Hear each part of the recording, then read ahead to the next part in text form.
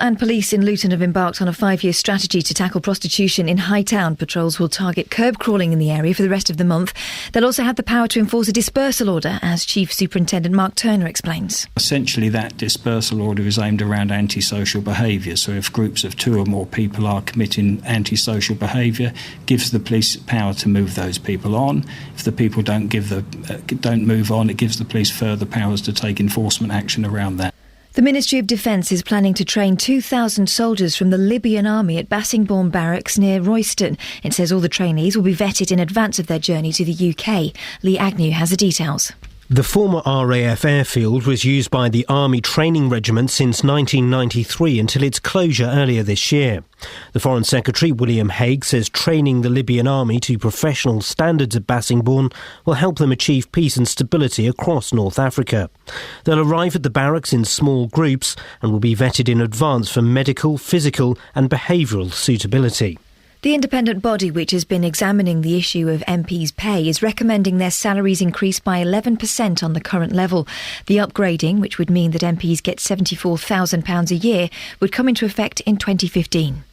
Research by the Institute for Fiscal Studies suggests 40% of people retiring straight after the new flat-rate state pensions introduced will get paid more than they would under the current system. However, it forecasts that many younger workers could lose thousands of pounds once they reach pension age. In sport, the 2013 Ashes series between England and Australia got off to a great start yesterday with 14 wickets falling. England were bowled out for 215 before reducing the tourists to 75 for 4 at the close of play. The weather, another fine and sunny day with a top temperature of 23 degrees Celsius, that's 73 Fahrenheit.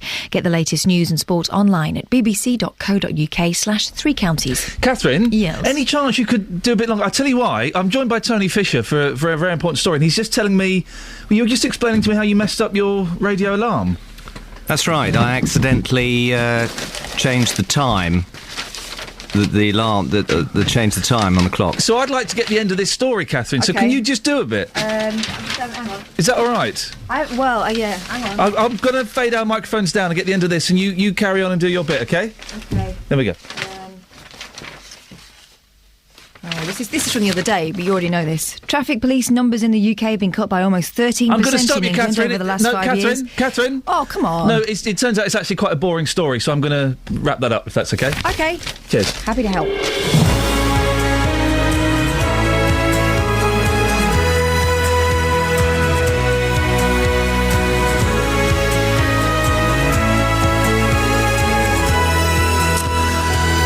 It sounded like it could have been an exciting story. It turns out it was just quite dull. The buttons that change the time close to the button that switches it on and off, and anyway... Morning, this is Iain Lee, BBC Three Counties Radio. Lots coming up this morning, including... Should MPs get more pay? Now, I know we mentioned this the other week, but the story's developed slightly.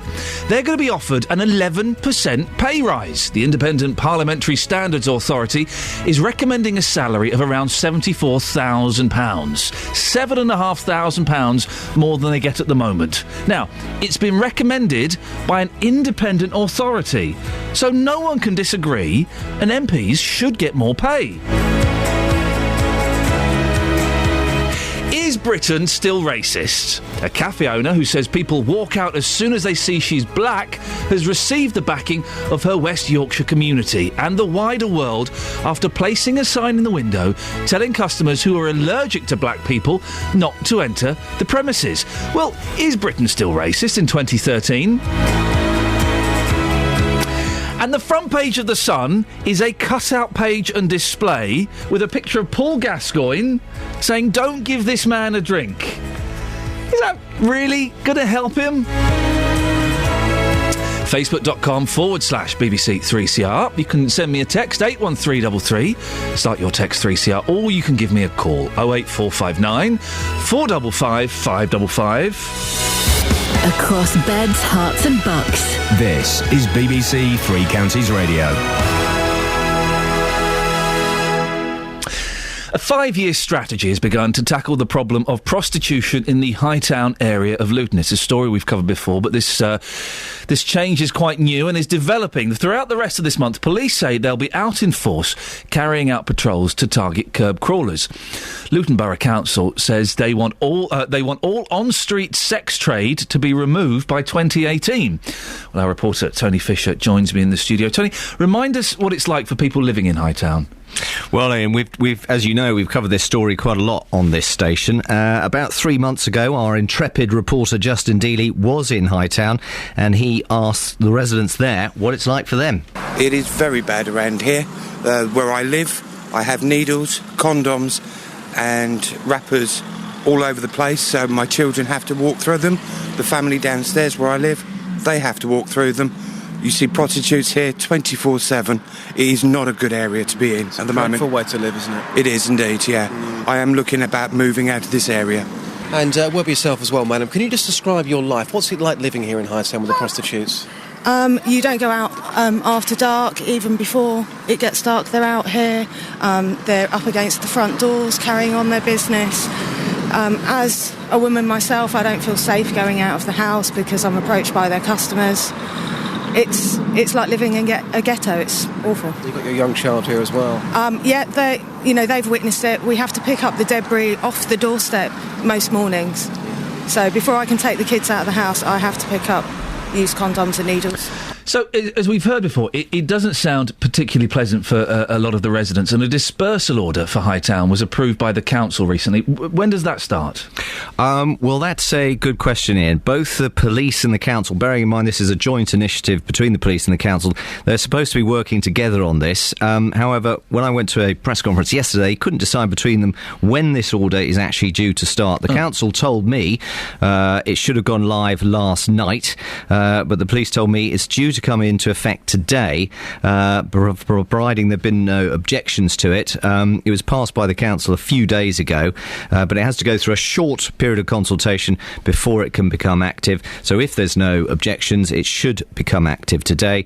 And I asked Chief Superintendent Mark Turner what difference this dispersal order would make. Well, the dispersal order gives us another tactic that we can use. Now, essentially, that dispersal order is aimed around antisocial behaviour. So if groups of 2 or more people are committing antisocial behaviour, gives the police power to move those people on. If the people don't move on, it gives the police further powers to take enforcement action around that. The dispersal order in itself isn't the only thing that we're doing, of course. This is just one of a suite of options that we'll deploy to try and solve the issues. So, as you say, Luton Borough Council are playing a part in this. It's not just the police. Yeah, as I say, joint operation. The council says operations have been going on between the council and the police for a while now. The council has invested £50,000 into tackling the problem. It points to another dispersal order in the Montrose Path area, which was used over 6 months to tackle the problem of antisocial behaviour, and that problem was eradicated there. That wasn't to do with prostitution, though. That was to do with young people, drugs, alcohol, that sort of thing. Naseem Ayub is one of the councillors with responsibility for community safety, and she insists they are listening to residents. Myself, I was born and grew up in Luton, so I know the people when they're facing with such issues like this, especially the on-street sex trade. It's quite annoying, and it's a nuisance to the people living in the community. So, we're listening to residents. Sometimes it's the small things that people don't really notice. I don't know if you know, but the small things like the bin chutes, putting doors on them, the car park into Hightown, putting gates, access into there, and the dawn clean-up operations that are happening. All these things are taking place, and this is basically to get rid of this problem. These are the measures that we are using ongoingly. She makes a good point about the measures they're using ongoingly. It is a bit annoying having people doing drugs and having sex in your street, isn't it? It's a bit annoying. It is a bit annoying, but to be fair, they are doing those practical measures of making it more difficult, basically. The police say it's a complex problem. Are they confident they can deal with this? Well, they say it's a deep-rooted issue. The women in the trade will have lots of issues themselves. They can't just arrest their way out of this problem. Having said that, over the the last 6 months, they've detained 130 people for curb crawling, executed drug warrants and gathered a substantial amount of evidence. They've been working closely with colleagues in Ipswich, as we've discussed on this programme, where the problem of prostitution was resolved in the wake of 5 prostitutes having been murdered. Chief Superintendent Mark Turner insists they do have sufficient resources to tackle this problem in Luton. Essentially, the police throughout July are going to be out there every single night. We're going to be tackling the demand for people who come from Luton or people who travel into Luton who come to buy sex. So we're going to be out there in big numbers. And have you got sufficient resources and funding to carry on tackling this problem to make sure it doesn't come back? Yes, we've got significant resource thrown at this, certainly throughout the month of July, and we've got certainly, I can give my assurances that remains a priority for Bedfordshire Police and for Luton itself. So yes, we have enough resources in that respect. Clearly, we're always going to be stretched. There's lots of other competing demands, but we recognise the damage that this causes local communities, certainly the people living in Hightown. Yes, and this evening, Iain, a public meeting's taking place to reassure the community and explain to them what action is being taken, and that's being held at 6:30 this evening at the Hightown Methodist Church. Shelley Fisher, thank you very much. You can dance, every dance with the guy who gives you the eye, let him hold you tight. You can smile, every smile for the man who held your hand neath the pale moonlight. But don't forget who's taking you home and in whose arms you're gonna be. So darling, say the last dance for me. Oh, I know that the music's fine, like sparkling wine. Go and have your fun. Laugh and sing. But while we're apart, don't give your heart to anyone. But don't forget who's taking you home and in whose arms you're gonna be. So darling, say the last dance for me. Baby, don't you know I love you so? Can't you feel it when we touch? I will never, never let you go. I love you oh so much. You can dance, go and carry on till the night is gone and it's time to go. If he asks, if you're all alone, can he take you home? You must tell him no. 'Cause don't forget who's taking you home and in whose arms you're gonna be. So darling, say the last dance for me.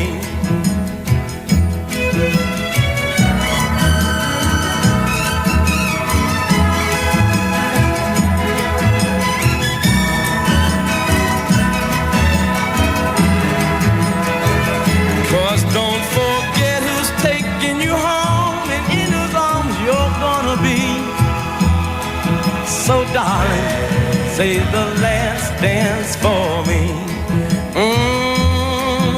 Say the last dance. Morning, this is Iain Lee, BBC Three Counties Radio. Apropos not very much at all, I'm reading the most amazing book, Carole King's autobiography. Carole King, oh, it's brilliant. Now, for those of you who don't know, she obviously had a big hit with Tapestry in 1971, but she wrote pretty much every song you've ever heard of.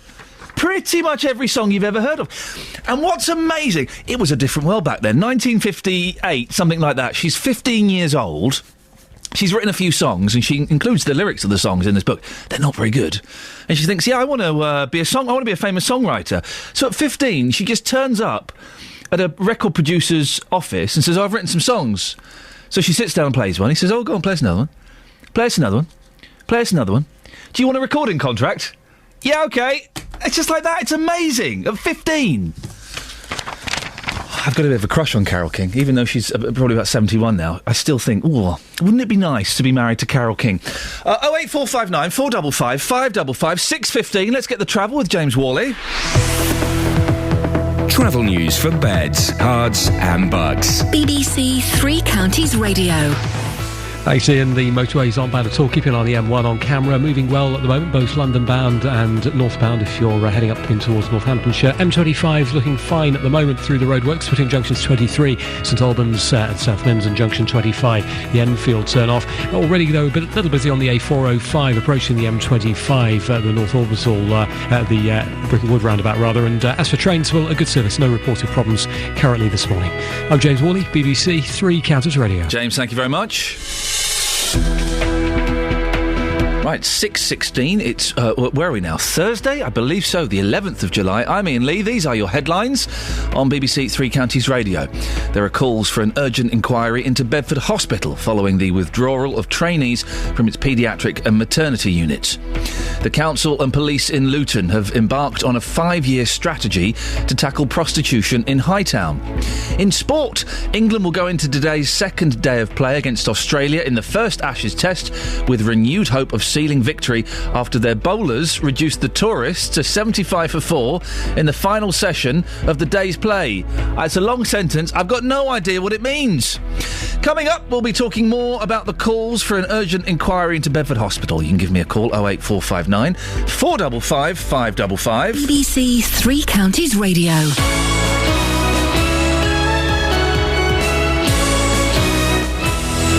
And we might play a sneaky Carole King song or two as well.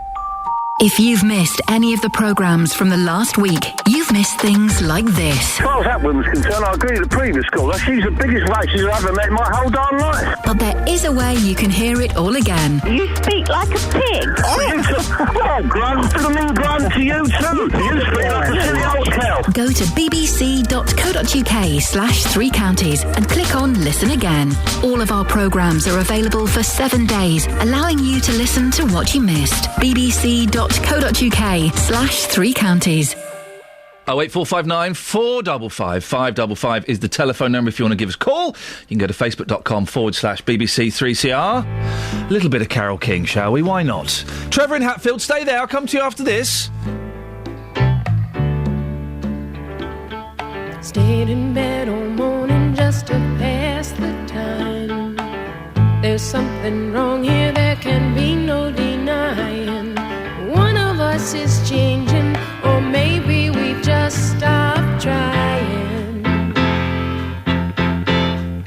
And it's too late, baby, now it's too late. Though we really did try to make it. Something inside has died and I can't hide and I just can't fake it. Oh, no, no, no, no.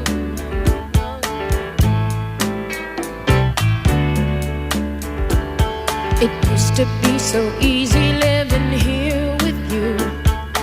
You were light and breezy and I knew just what to do.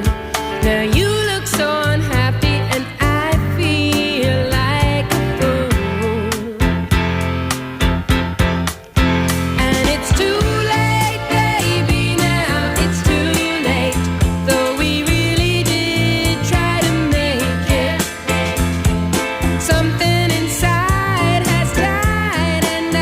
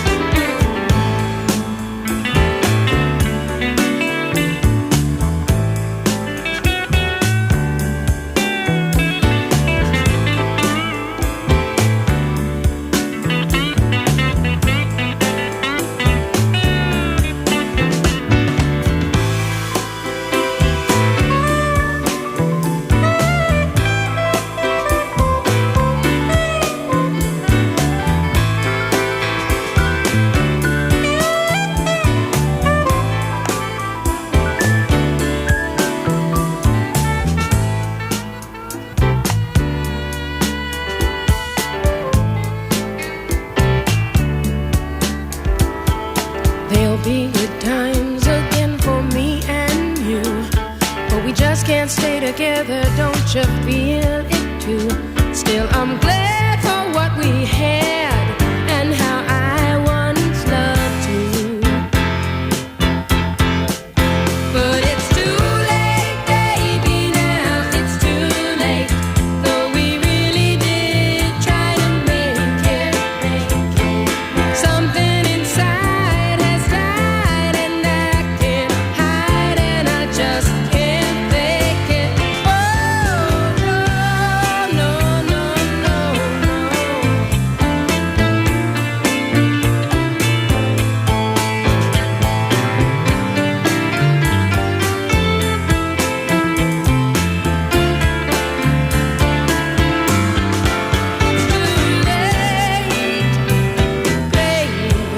it's too late now, darling.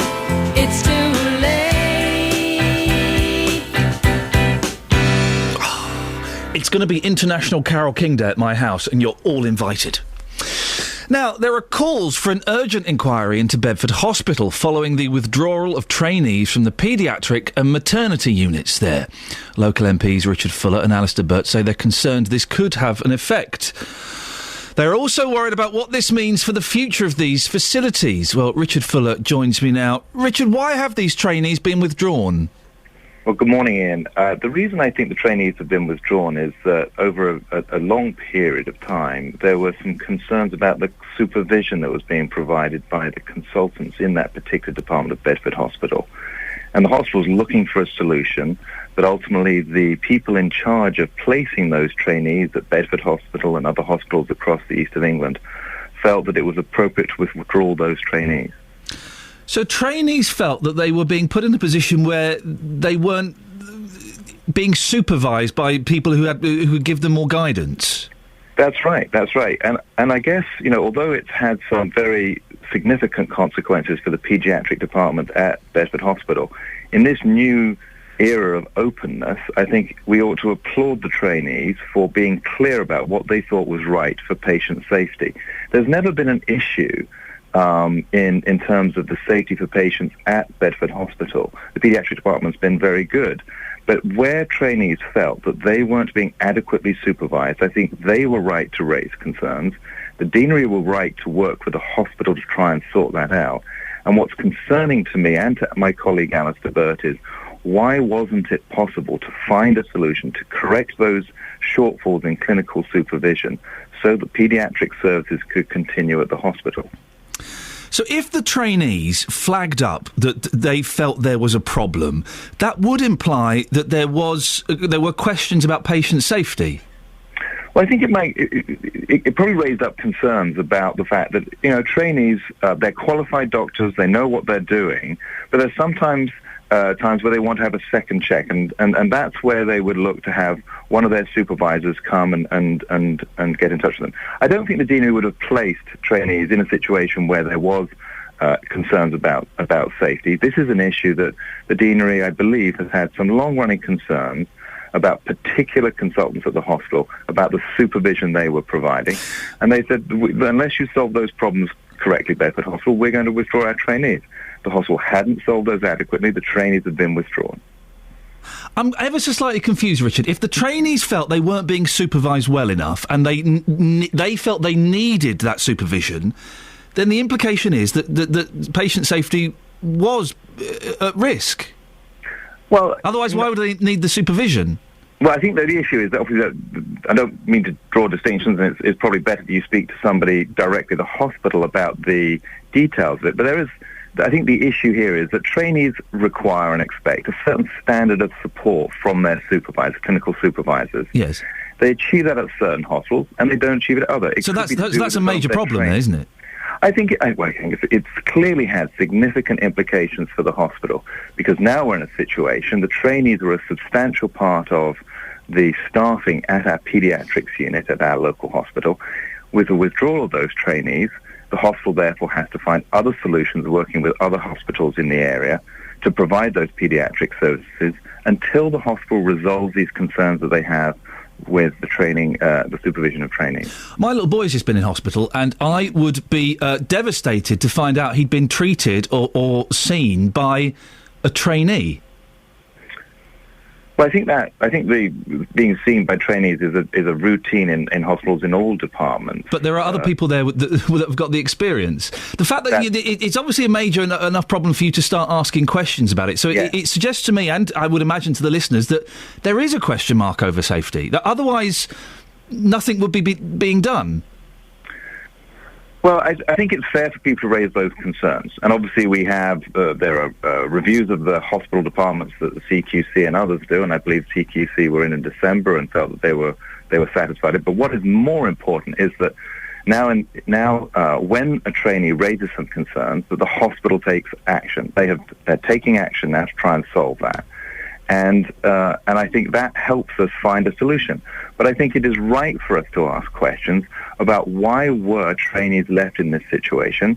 Why were the concerns about supervision not resolved more quickly? I mean, if it's a matter of one or two doctors not acting and doing what the trainees would expect them to do, why wasn't the hospital able to take more urgent action in resolving the concerns?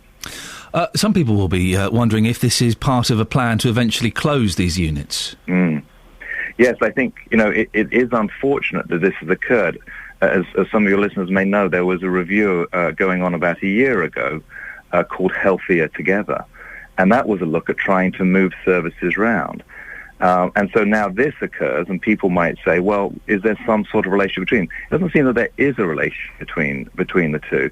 My concern is, over the last few weeks and months, I know there's been a move for Bedford Hospital to look to a solution to pair with another local hospital, and that had been progressing quite well, I think in particular with Milton Keynes Hospital, which would provide a sort of one hospital in two location solutions, enabling both hospitals to prosper. What does that mean, one hospital in two locations? Well, what essentially it's like, instead of having two management structures running the supervision of the services in two separate locations, you have one management structure instead of two. So it makes it a more efficient way of delivering services. I think in your 6 o'clock news you had a commentary from Sir David Nicholson about the importance for hospitals to look for ways to deliver care more efficiently. That was an effective way to continue doing it, whilst continuing to provide services in the location where people live, in Bedford and in Milton Keynes in this instance. But people's ears will be pricking up at this. This is a story that we've covered quite a bit at Three Counties Radio. Are you saying that the timing's a little unfortunate, but is it really? Is there a danger that we'll eventually lose the paediatric and maternity units at Bedford Hospital to somewhere like Milton Keynes? Well, in the short term, I think it's the short term that matters most for mums and dads and their children. And what I'm looking to see is what is the solution that Bedford Hospital is going to have. Okay, so that's the short term. But what about in the long term? Because there are people who are concerned about the future of Bedford Hospital in the long term. Yeah, I don't think they need to be concerned about the future of Bedford Hospital in the long term. That, I think, is secure. So the paediatric and maternity units will be staying at Bedford Hospital? Well, I think in the short term, they are going to be finding some sort of to look out for. In the long term? Will they still be at Bedford Hospital? In the long term, what they have to look at is solutions that ensure that they continue to provide services in Bedford that the patients want. And yes, that should include long-term provision of maternity services in Bedford. Richard, final question while we've got you on here. It's been recommended by the Independent Commission, 11% pay increase for MPs, about £7,500. What are your thoughts on that? I think it's nuts. Would you turn it down? Yes. Richard, thank you very much indeed. That's Richard Fuller, local MP. 08459 455 555. Are you concerned? Two questions there. Are you concerned about the future of Bedford Hospital? And Richard Fuller, MP, thinks the recommended 11% increase for MPs' salaries is nuts, and he would turn it down. What do you think? Do MPs deserve a little bit more money? 08459 455 555. Coming up to 6:30, here's the travel with Adam Glynn. Travel news for beds, cards and bugs. BBC Three Counties Radio. Cheers, Ian. Good morning. Now, we have problems on the M25 through the roadworks section already today. Anti-clockwise, there are 2 lanes closed off following an accident with a car and a people carrier involved between junction 25 at Enfield and 24 at Potters Bar. Congestion is already back to Waltham Abbey. The 2 lanes that are closed off are lanes 2 and 3, and all traffic's having to try and get past that one in lane 1. Through Luton, Hitchin Road, they're continuing with some resurfacing work at the junction with the A505 Vauxhall Way. That'll be for another few days. And in Dunstable you have the long-term closure of Pointers Road. It's shut off until mid-September for major reconstruction works between the A505 and Wheatfield Road past the Woodside Industrial Estate. Your diversion going to take you down the A505, Boscombe Road and Ports Avenue. And some mornings this week, since the closure's gone in, it has looked a little bit busier on the A505 as a result. Trains and tubes are, for the moment, running without problems. Adam Glynn, BBC Three Counties Radio. Thank you, Adam. News and sport now. Here's Catherine. Across beds, hearts and bugs. This is BBC Three Counties Radio.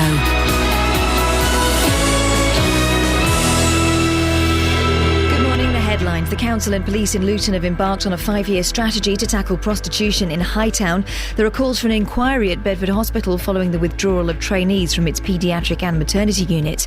And the independent body which has been examining the issue of MPs' pay is recommending their salaries increase by 11% on the current level. Three Counties Sports. BBC Three Counties Radio. England's batsmen suffered a batting collapse as the 2013 Ashes series against Australia got off to a great start. The hosts were bowled out for just 215, losing their last 6 wickets for 37. England then reduced the Australians to 75 for 4 at the close of play. But former England captain Jeff Boycott has concerns over the batting. It's mental. It's not about ability. It's got to be upstairs. What is happening in the dressing room? I don't know what they're saying to each other. I don't know what the coach is saying to them. But if I was chairman of selectors, if I was chairman of the England cricket, I was saying, hey, hang on, this is happening too often. And I'm saying something is not right when a side as good as England, they are talented and good, get themselves in trouble. In football, Manuel Pellegrini says he feels no pressure to win the Premier League title with Manchester City. Speaking in his first news conference since becoming City boss, Pellegrini also says the club can't continue with their recent transfer policy. It's impossible to be every year buying 3, 4, 5 expensive players. I think we need a mix with young players. We need to work exactly the same in the under-21, that the first team. And Britain's Chris Froome more than doubled his overall lead in the Tour de France as he finished a close second in the individual time trial to the World Heritage Site of Mont Saint-Michel. Froome was the only general classification contender in the top 10 and now leads by 3 minutes 25 seconds overall. Mark Cavendish finished down in 163rd place and left without speaking to the media after a spectator threw urine at him. Many fans blame Cavendish for a crash on Tuesday. And that's your latest news and sport. I'll be back with more at 7 o'clock. Did you see me trying to park this morning, Catherine? I was having a nightmare. It was like I was trying to perform some complex docking procedure or something. I tried not to look because I know how off-putting it can be. Yeah, no one look at me when I'm docking my car. But I was watching and you were very, very bad at docking. Thank you very much. Across beds, hearts and bucks. This is Iain Lee. BBC Three Counties Radio. It was a nightmare. It was like docking my car. I couldn't dock this morning, however hard I tried. Morning, this is Iain Lee, BBC Three Counties Radio. Coming up, we'll be finding out what you think about the recommended increase of 11% in MPs' salaries. And we'll be talking about this cafe where the owner is a black woman and she's put a sign on the door saying, listen, if you're allergic to black people, don't come in. 08459 455 555. Here are some people who have no problems docking at the slightest. The wonderful Fleetwood Mac. They've probably tried that at some point.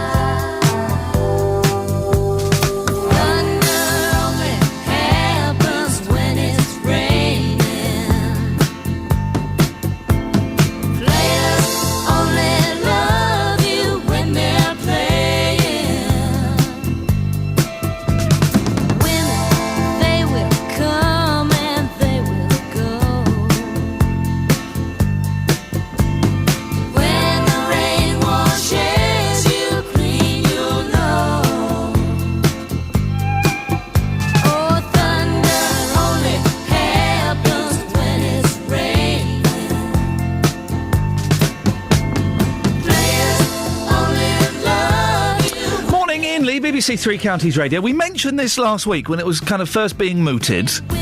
Not many of you agreed with it.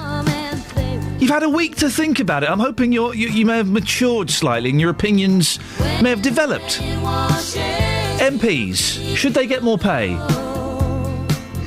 My views on this yes, of course they should. Of course they should. What do they get? About 65 grand at the moment, something like that. For running the country? For running your county? For running your town? I don't think that's anywhere near enough.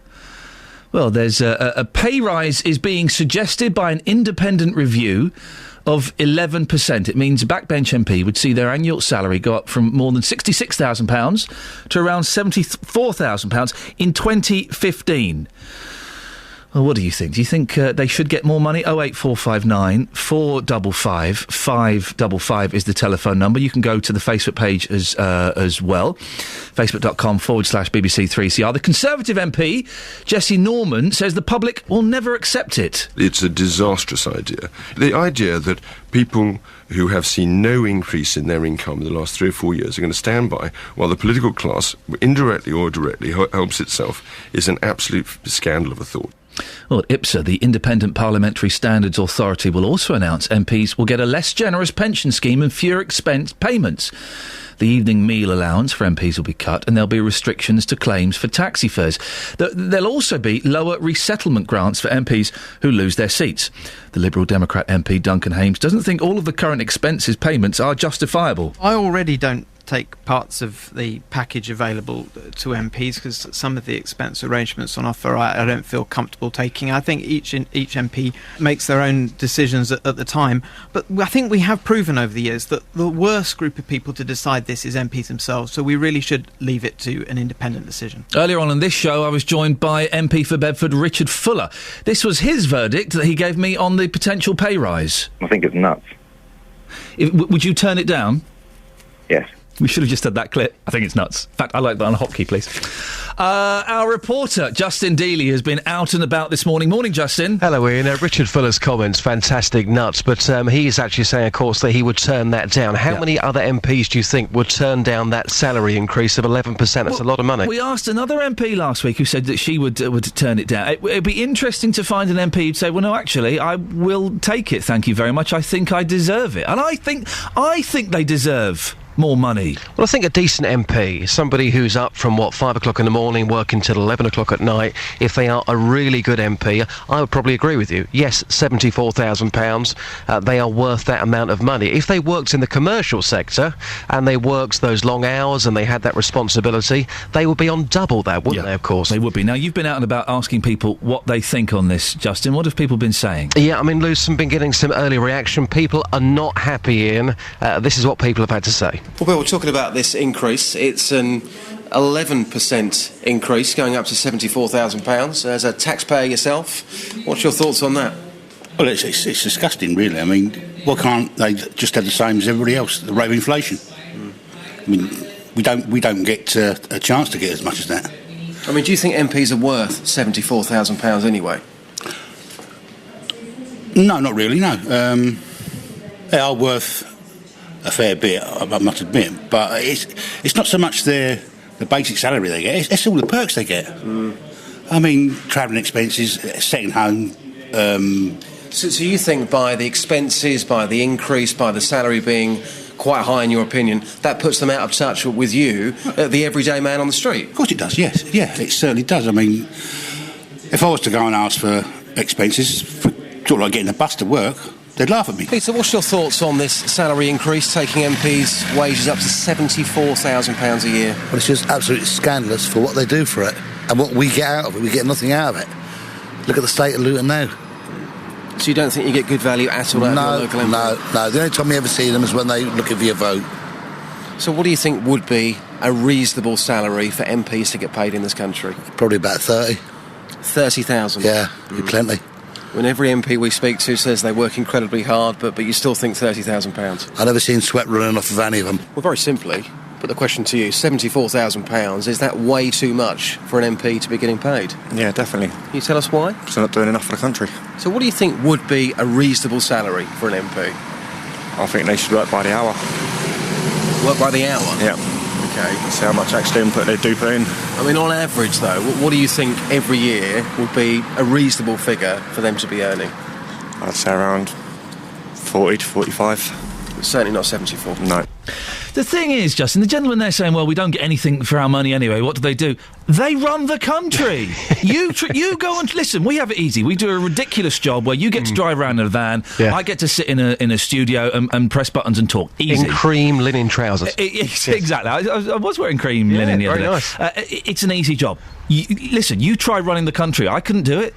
Well, it's a responsibility. Again, you'll often hear people say, well, I've written to my local MP. They never got back. You know, let's be fair for a second here. They must get thousands upon thousands of letters every single year. They simply can't answer every one, can they? No. Of course they can't. It's a ridiculously difficult job. And listen, the argument is, well, hang on a minute, everyone else should get pay. Of course everyone should get a pay rise. I should get a pay rise. You perhaps shouldn't. Nurses should get a pay rise. Firemen should get a pay rise. But it doesn't work like that. The money isn't there. But I do think that MPs should earn a little bit more. It's going to cut down on their expenses. Their pensions are going to be changed slightly. So it makes perfect sense to me. But people will look at the facts and they'll say it's going up to £74,000 a year.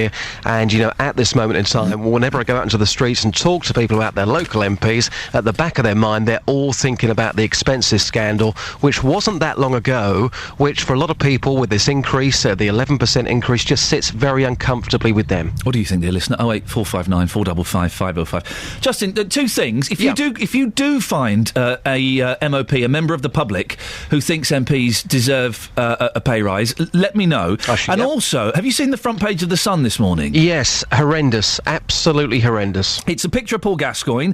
Gaza, a plea to landlords, shopkeepers and his fans. Don't give this man drink. It's a cut-out page and display. So you're meant to keep this, if you run an off-licence, you're meant to keep this stuck up behind the counter or in a bar and stuff like that.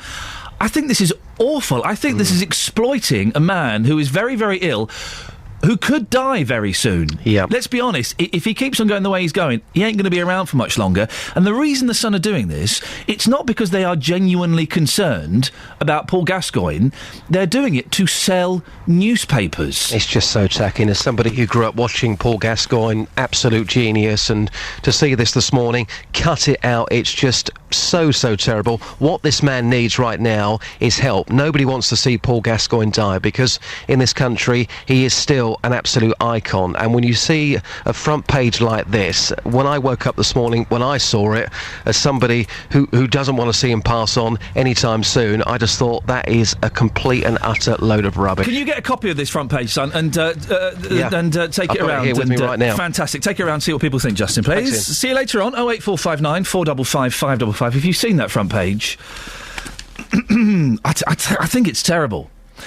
And if you know people who have suffered with alcoholism, you know that this ain't going to help. This isn't going to sort it out. If you've got a story about maybe you or a relative or a friend struggling with booze, 08459 455 555. 6:46. Let's get the travel news now. Here's Adam. Travel news for beds, cards and bugs. BBC Three Counties Radio. At the moment, there are problems on the M25. Anti-clockwise, it is queuing after an accident a little earlier this morning. That's been moved to the hard shoulder reasonably quickly, though. It's out of the way now between Enfield at junction 25 and Potters Bar at junction 24. There is congestion, though, back to Waltham Abbey, despite the fact that all lanes have reopened, and police did have to hold all the traffic for a short time while emergency services moved those vehicles off the main carriageway. The A418 through Wingrave, partially blocked by roadworks. This is between the Wingrave Crossroads and Rosham. Looking at the Great Cambridge Road in Hoddesdon, they're still doing works for another week or so at the junction with the A10, the New River Arms roundabout. And as you drive in toward London, there's already a big patch of slow-moving traffic on the A1 through Borehamwood from Stirling Corner toward Apex Corner. Adam Glynn, BBC Three Counties Radio. Adam, thank you very much. 6:47, it's Thursday the 11th of July. I'm Iain Lee. These are your headlines on BBC Three Counties Radio. There are calls for an urgent inquiry into Bedford Hospital following the withdrawal of trainees from its paediatric and maternity units. The council and police in Luton have embarked on a 5-year strategy to tackle prostitution in Hightown. In sport, England fought back well on day one of the first Ashes test after suffering a batting collapse to be bowled out for just 215. Coming up, figures Figures show that women are less likely to be jailed by magistrates in Hertfordshire compared with other parts of the country. Find out more, but before that, let's get the latest weather. Beds, Herts and Bucks weather. BBC Three Counties Radio. Or not. I can see Kelly Betts furiously dialing up the weather service to find out what's going to be happening. Not saying anything, but this will be the last time Kelly Betts works on this radio show. She's panicking. She's rubbing her forehead.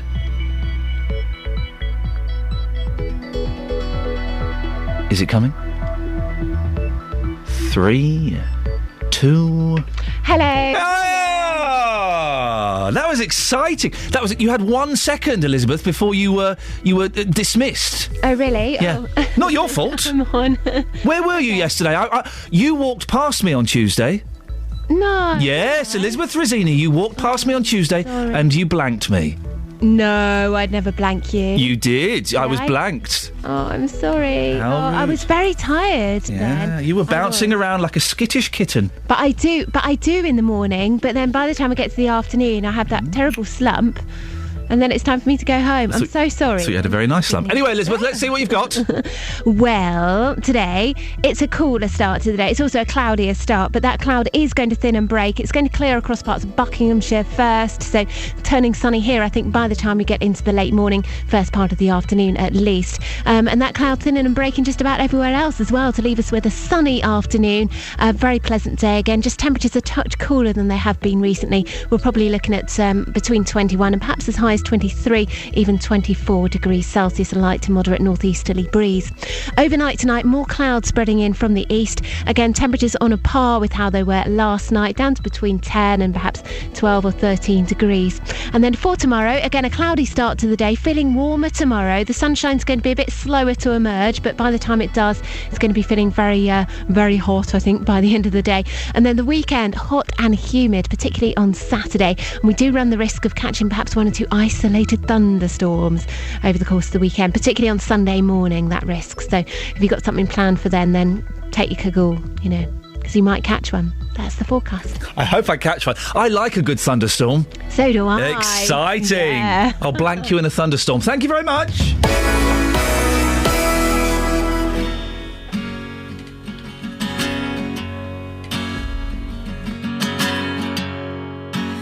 All I knew this morning when I woke is I know something now I didn't before. And all I've seen since 18 hours ago is green eyes and freckles and your smile in the back of my mind, making me feel right.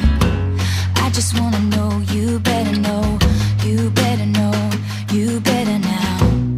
I just wanna know you better know, you better know, you better now. I just wanna know you better know, you better know, you better now. I just wanna know you, know you, know you. 'Cause all I know is we said hello, and your eyes looking like coming home. All I know is a simple name. Everything has changed. All I know is you held the door. You'll be mine and I'll be yours. All I know since yesterday is everything has changed.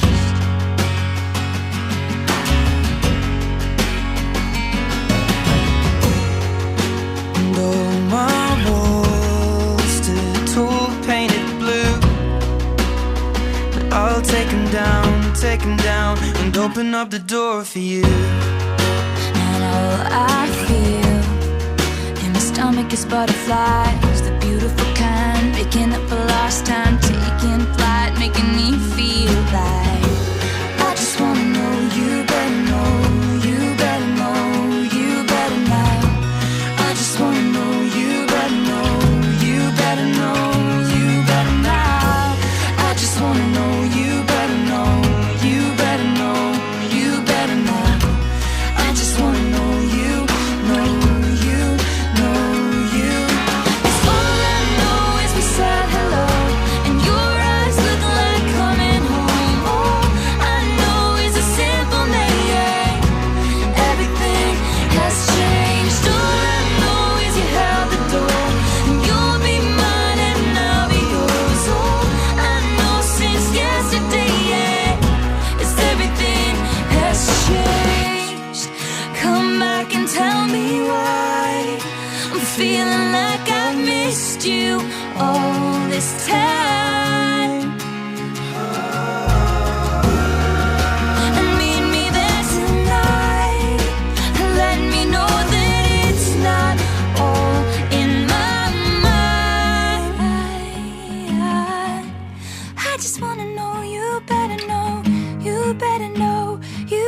now. I just wanna know you, know you, know you. All I know is the satellite. Your eyes looking like coming home. All I know is a simple name. Everything has changed. All I know is you held the door. You'll be mine and I'll be yours. All I know since yesterday is everything has changed. All I know is the satellite. So dust off your highest hopes. All I know is pouring rain, and everything has changed. All I know is a newfound grace. All my days I'll know your face. All I know since yesterday is everything has changed. Now, when you think of someone in court, how often does a sentence actually mean time behind bars? Well, recent figures show that women are less likely to be jailed by magistrates in Hertfordshire compared with other parts of the country. Of all the cases heard in magistrates' courts in Hertfordshire in 2011, just 0.8% led to custodial sentences. Well, Andrew Nielsen is from the Howard League for Penal Reform, which compiled the data, and joins me now. Morning, Andrew. Morning. Why are women less likely to be given custodial sentences in Hertfordshire? Well, I think it's worth stressing, of course, we're talking about the magistrates' courts here, which deal with the lower end of offending. So the vast majority of people going before magistrates will receive things like fines or community sentences, and then in some cases short prison sentences, which is the ultimate sanction a magistrate can give. And women in particular, so already we're talking about people committing crimes which are, relatively minor. And then amongst women, we are looking at people who tend to very much commit non-serious, non-violent offences. So straight away, that's one reason why the figure is as low as it is. But I think in Hertfordshire in particular, it's much lower than national average, and I suspect that's because sentences are particularly confident that there is good community provision in the area for women, so they are confident they can send them on community sentences and that's going to work. How does Hertfordshire compare with other areas? Well, I mean, it's as you said, it's under 1%. There are some areas which approach almost 3% in England and Wales, so quite considerably more women by proportion going to jail. The only word of caution I would put on that is that fortunately, there are not that many women going before the courts, and of course that means that you don't need that many cases to start to make your percentage look a lot bigger than another area. Can it be the case that women who find themselves in court actually often need a lot of support themselves? Yes, absolutely. I mean, women, when they tend to commit crimes, that when you actually start to look into it, you often find that women are in fact the victims of crime themselves. Many of the women before the courts will be things like the victims of domestic abuse or will have been pimped out. And so the community sentence is really the best option in that scenario, and we know that from the reoffending rates. I mean, the reoffending rate for a short prison sentence is almost 2/3. It's about half of that for a community sentence. And that's because community sentences, all the money is going into actually trying to tackle whatever the issue is. So if it's to do with drugs or alcohol, then treatment, mental health, you can get support. If it's to do with problems with your finances, and the woman is shoplifting, then they can try and sort that out. By comparison, a prison sentence, even a few weeks, is enough for a woman to potentially lose her children to the care system if she's got kids, lose her home, lose her job, and yet she's going to spend a few weeks in a cell, and somehow miraculously we're hoping that will turn her life around, and sadly it doesn't. Andrew Nielsen from the Howard League for Penal Reform, thank you. They've compiled the data showing that women are less likely to be given a custodial sentence by magistrates in Hertfordshire compared with other areas. We did contact the Magistrates Association for a response. They wouldn't give us an interview, but in a statement they said that the recent research by the Howard League was very selective. They also added that the purposes of sentences were set out in statute, and magistrates consider all options when reaching any sentence. 08459 455 555, page 13 of the Express. It's in a couple of other newspapers as well. I had to put "I'm black" warning on my cafe door. A cafe owner, fed up with customers walking out because she is black, has put up a sign warning them of her colour. If you go to the Facebook page, facebook.com facebook.com/BBC3CR. You can have a look at that sign. I was surprised people actually walk out of her cafe because she's black. Really? See, I work in the kind of, the slightly poncy media where, hey, everything's fine, man. Get on and do what you want to do. Am I living in a bubble? Is Britain still racist? 08459 455 555. Facebook.com/BBC3CR. Travel news for beds, cards and bugs. BBC Three Counties Radio. Still very slow on the M25. There are queues anti-clockwise after the accident earlier this morning between Enfield at junction 25 and Potters Bar at junction 24. The accident has been moved over to the hard shoulder, but congestion's still back to Waltham Abbey, and it's looking slow further around the M25 as well as you make your way around anti-clockwise from the M1 toward Kings Langley and Maple Cross through to the M40.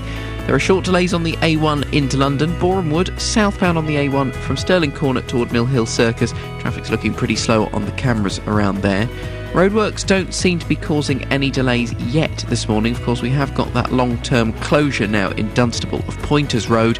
It's closed for reconstruction works between the A505 and Wheatfield Road at the Woodside Industrial Estate. The diversion takes you along the A505, Boscombe Road and Ports Avenue. Adam Glynn, BBC Three Counties Radio. Adam, thank you very much. Also, have a look at the front page of The Sun. I think it's in pretty poor taste. It's a cut-out and display picture of Paul Gascoigne saying, "Don't give him a drink." Well, that's not going to help him, is it? On FM, AM, online and digital radio. This is BBC Three Counties Radio.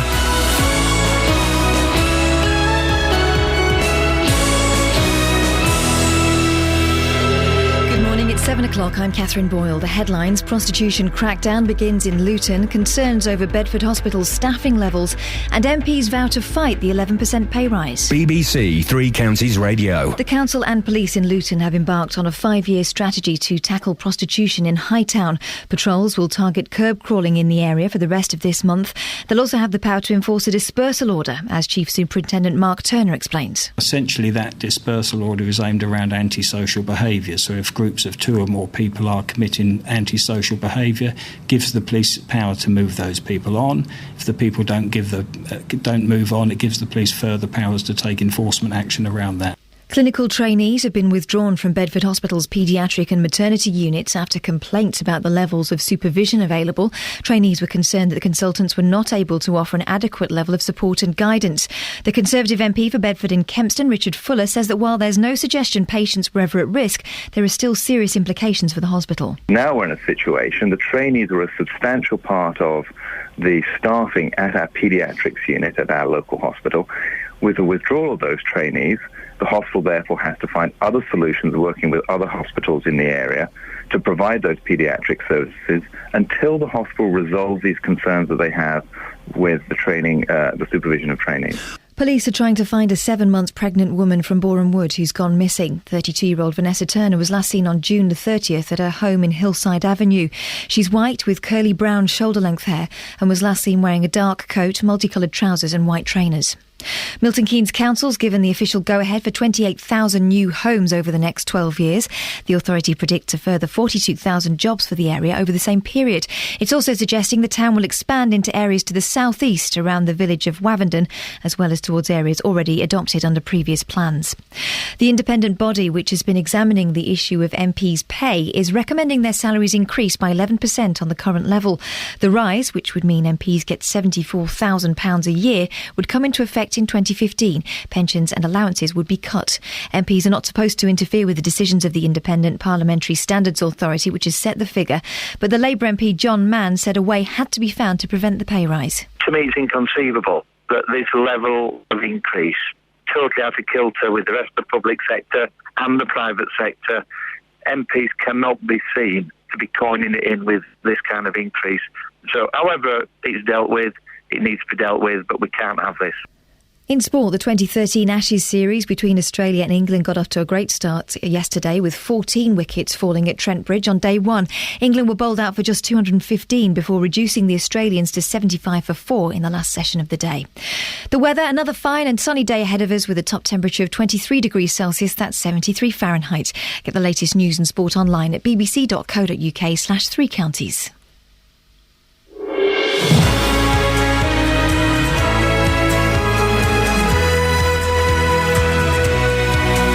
this is Iain Lee, BBC Three Counties Radio.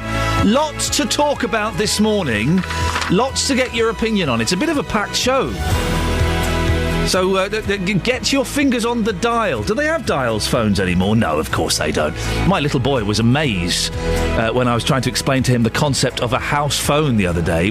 We got a house phone, it rang, and he got really scared. What's that noise? It's the telephone. It doesn't sound like a telephone. It's the house phone. No one really calls it. House phone? What's that? I tried to tell him that phones used to be connected to houses and you couldn't take them anywhere. He thought that was hilarious. Anyway, should MPs get more pay? They're being offered an 11% pay rise, about £7,500 a year. What do you think? I think it makes perfect sense. Of course they deserve more pay. 08459 455 555. A cafe owner who says people walk out as soon as they see she is black has posted a sign on the window of her store saying, "I'm black. If that upsets you, don't come in." Well, I was surprised that people would walk out because of her colour. Is Britain still racist? And the front page of The Sun, I think it's a little bit tasteless. Picture of Paul Gascoigne saying, "Don't give this man a drink," and it's a cutout and display. They're not doing it because they're concerned about Gascoigne. They're doing it to sell newspapers. Well, if you've ever had alcohol problems with either yourself or in your family, is something like this really going to help him? Or is it in bad taste? Facebook.com/BBC3CR. Send me a text, 81333. Start your text 3CR and give us a call, 08459 455 555. Across beds, hearts and bucks. This is BBC Three Counties Radio.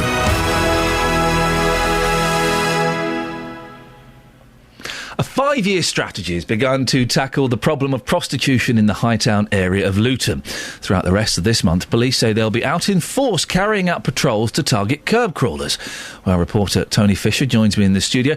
Tony, was there a patrol carried out last night? Is that right? Yes, there was, Ian. One of many which will be carried out, as I say, throughout July. Last night they were carrying out patrols to target specific areas where intelligence has led police to believe that the on-street sex trade's been carried out. Areas such as Frederick Street, Wenlock Street, Albion Court, Wardown Park and Taylor Street car park. The officer in charge of the operation last night says the sex workers cause alarm, distress and intimidation to local residents. Working predominantly on Old Bedford Road, the street workers are clearly seen by members of the public and local residents to be loitering on street corners in these areas and are seen being picked up by men in vehicles, which is substantiated by the use of the town council CCTV logs.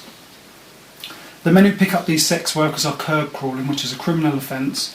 They are paying for sex at locations close by in residential areas such as car parks and sometimes in daylight hours. This has been witnessed by residents and members of the public, which causes feelings of alarm, distress and intimidation. Did the police come across any sex workers? Yes, police had reports of a sex worker in Old Bedford Road last night. Our reporter Neil Bradford was along with the police recording what was going on. He spoke to her. She says ideally she would not want to be working as a prostitute. She's been one for 12 years, she says, but she feels she has no choice. I started working because I'm on drugs. I've been on drugs since I was 15. I'm 38 and I used to do crime like shoplifting. I was always in prison. But turning to prostitution, even though it's still a crime, I wasn't going into prison for it because you don't really get a prison sentence for it, you know. It's more dangerous, but it was the only option that I had to keep me out of prison because of my criminal records. I couldn't get a job. People don't seem to understand. I've got myself off 2 types of drugs now and I'm on a programme, but I still got to live. It's the only way I know how to make my money. The main purpose of last night's patrol was to target curb crawlers, wasn't it? Did the police find any? Yes, Ian. They found a man and a woman together in the back of the car. Let's just listen to what happened next. What's going to happen now, because I know... Who is she? Priya name is. Yeah, and how do you know her? We just spoken a few times. All right, where did you meet her tonight? Just here. Yeah. And why did you come round and why are you sitting in the back of the car with her? I was just chatting to her. Because she's going to tell me exactly why you've been here. Okay. Okay, so you can be honest with me. And listen. Yeah. You can be honest. I'll give you two choices here. One, you can be arrested for picking up a prostitute. Or two, you can be honest with me and we'll put you in the back of the car and we'll interview you in the back of the car and that's the end of the matter. Okay, I'll be honest with you. Right, you're going to sit with me and you're going to tell me everything. Okay. I'll grab a statement. We've caught a male and female. It sounds very uncomfortable. Imagine being caught in that situation. It does sound awkward. What happened next? Well, let's just have a listen to this, Ian. This is where the police explains the whole procedure about what happens to this particular gentleman. So we've just been to this car park in Studley Road. CCTV picked up a known sex worker on CCTV and go down that road. Unfortunately, there is no CCTV down there. But when we've got there, we found her in the back of a car with a client. She's been interviewed under caution and basically admitted that she's been paid £20 to give him oral sex, and he's been cautioned and interviewed now and being dealt with in the back of the police car. And he's admitted the same arrangement was made. So he'll be given an appointment now to come back to the police station, and in the meantime a decision will be made about whether he gets charged or whether he gets cautioned for the offence. And what we've just heard over the radio that another sex worker's been picked up, and then we're now heading towards Villa Road to see if we can, if any sort of business is taking place, and then that will be dealt with in the same way that we just dealt with the previous job. So we'll see what happens. So these patrols are going to continue, are they? That's right. There was our reporter Neil Bradford out there on the streets with the police last night. Another night in Hightown, Ian. These patrols will continue throughout July. Police insist they have enough resources and funding to pursue these patrols throughout the whole of July to target curb crawlers in the Hightown area. And this is called Operation Turtle. Yes, police do come up with funny names for operations, don't they? Is there a department where they go, right, OK, guys, we've got a new operation. It's going to be targeting curb crawlers. What names have you got? How does that work? No doubt there must be a reason for Operation Turtle. I'm not going to surmise what it might be, but no doubt in their minds there is a reason somewhere. Tony Fisher, thank you very much. I think it's nuts. Oh, I didn't mean to play that, but I agree. I think it's nuts as well. Call 08459 455 555. BBC Three Counties Radio. Ah, dear, completely unintentional, but vaguely appropriate. Now, there's a story that's in some of the papers. A cafe owner says she's so fed up with dealing with apparently racist customers that she's put up a sign warning them that she's black. Martha Renee Collet claims people have walked out after seeing the colour of her skin. She's now put a sign up on the door of the Iain Cafe in Ossett, which reads, "Attention everyone, be aware, I'm a black woman and always will be. If you're allergic to black people, don't come in."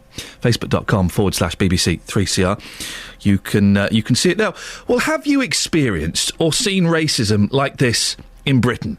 Justin Dealey has been out finding out what people think. Justin, I live in the very kind of safe media world where, everyone's treated pretty much equally, but I was surprised that someone would have to resort to this. I mean, it's shocking, isn't it? When you look at this sign, it's like going back to 1972. Well, when was the last time you saw a sign like this? Attention, everyone be aware, I'm a black woman and always will be. If you are allergic to black people, don't come in. I couldn't believe what I was seeing. What I did yesterday, Ian, I actually took this sign onto the streets of Luton, and I've been talking to black members of the community, and I asked them for their reaction about this sign.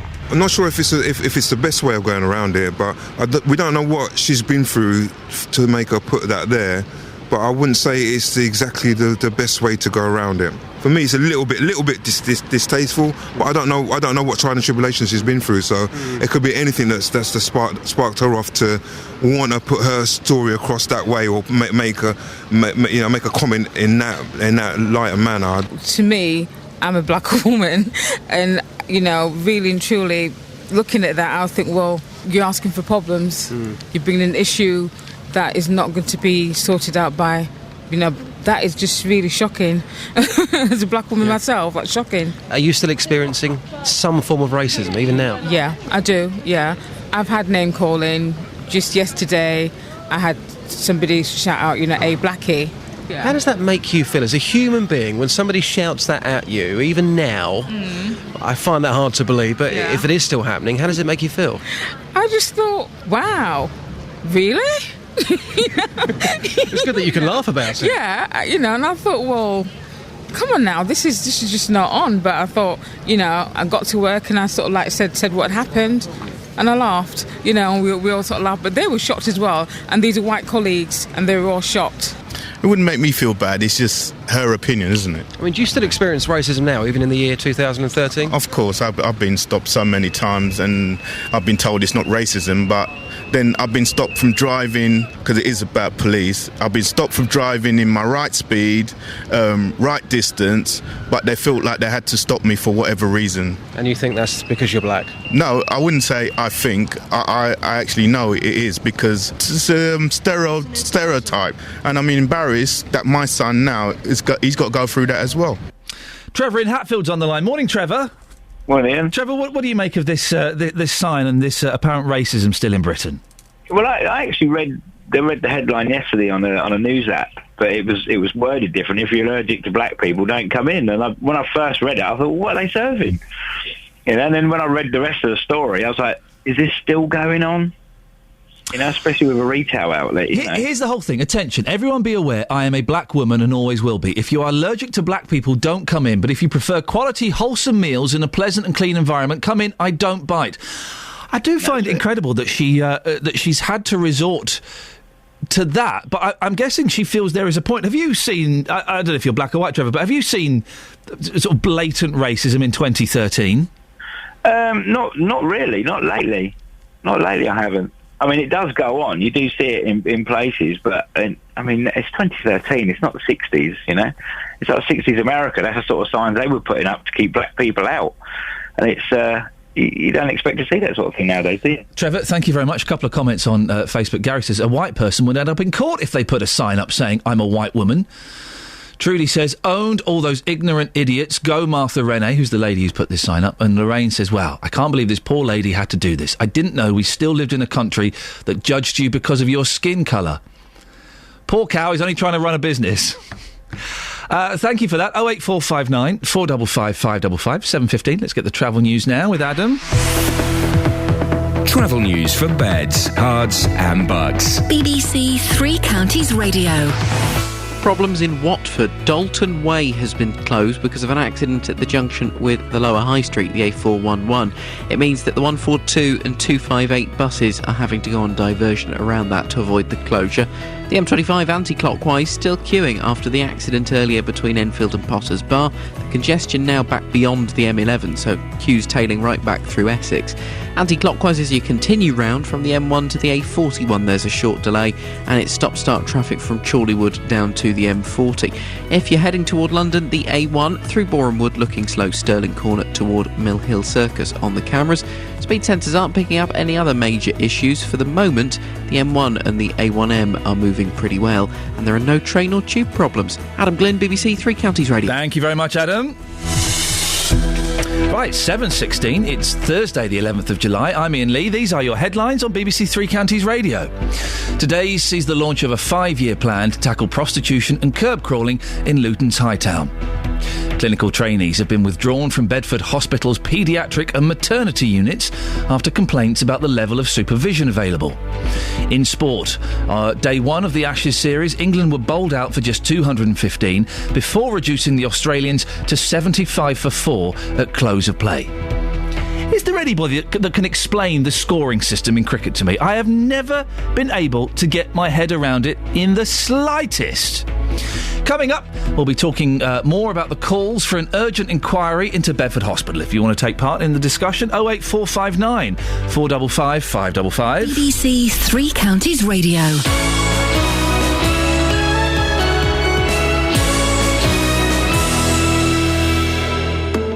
Every weekday morning, questions are asked. What should the government do next to stop people smoking? Who do you blame for our failing high streets? Opinions are formed. There is no place in a civilised society for people like that. They should get real. Part of me says it is wrong. And you get to have your say. I think the whole thing is absolute garbage, frankly. Join in with the big phone-in from 9. Not everyone will agree. What an interesting conversation. The JVS Show, weekday mornings from 9 on BBC Three Counties Radio. There are calls for an urgent inquiry into Bedford Hospital following the withdrawal of trainees from the paediatric and maternity units. Local MPs Richard Fuller and Alistair Burt say they're concerned this could have an effect on future facilities at the hospital. In a statement from the Bedford Hospital Trust, it said the decision was taken after trainee doctors expressed concerns about inadequate levels of senior clinical supervision.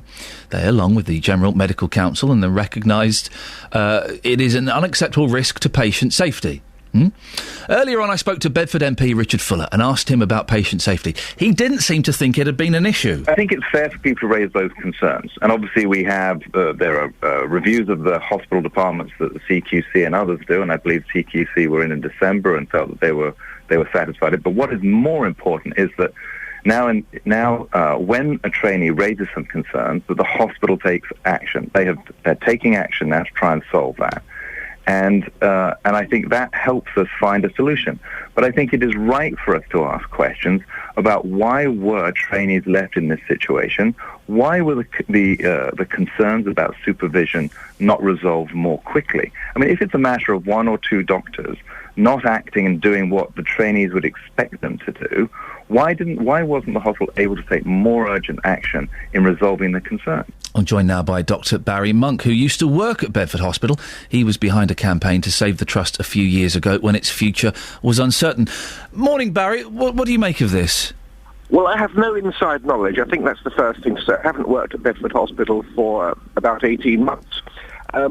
This does, on the face of it, sound terribly, terribly serious, because I've never, in 38 years as a doctor, heard of the General Medical Council just suddenly pulling out training recognition for junior hospital doctors. And that does imply that there was something, not only something serious going on, but they didn't seem to see that there was any sign of action in remedying the issues. So how would this have been raised, Barry? Trainee doctors felt they weren't being supervised enough. That doesn't sound great, does it? It doesn't. The whole point is that trainee doctors all over the country, their posts are regularly inspected and people talk to them. And all over the country, they raise issues of different types, and which can be at all sorts of levels. And usually the hospital then gets a letter saying that such and such an issue has been raised, could this possibly be attended to? So to have reached a situation where they turn round, the GMC turns around and says, something's happened and it appears so serious that we're going to take away these training posts, it does imply something much more serious than the hospital has let on. And of course, although these are training posts, these are qualified doctors, and the departments can't run without them being there. So there's all sorts of knock-on impacts. If there's no paediatrics or no 24-hour-a-day paediatric service, then what does that say about accident and emergency? What does that say about other departments that deal with children, ear, nose and throat, for example? So there's a lot to be answered. The implication I've picked up from this, and tell me if I'm wrong and being over sensationalist, is that if these trainee doctors, who are qualified but they're still trainee doctors, felt they weren't supervised well enough, that potentially there could have been a risk to patient health and safety. Well, a very serious risk, because you're placing a junior doctor perhaps in a situation where they're dealing with a situation that they feel they're not sufficiently experienced to manage adequately. And I'm not a paediatrician, but I'm well enough aware that in paediatrics and in obstetrics, things can go wrong pretty quickly.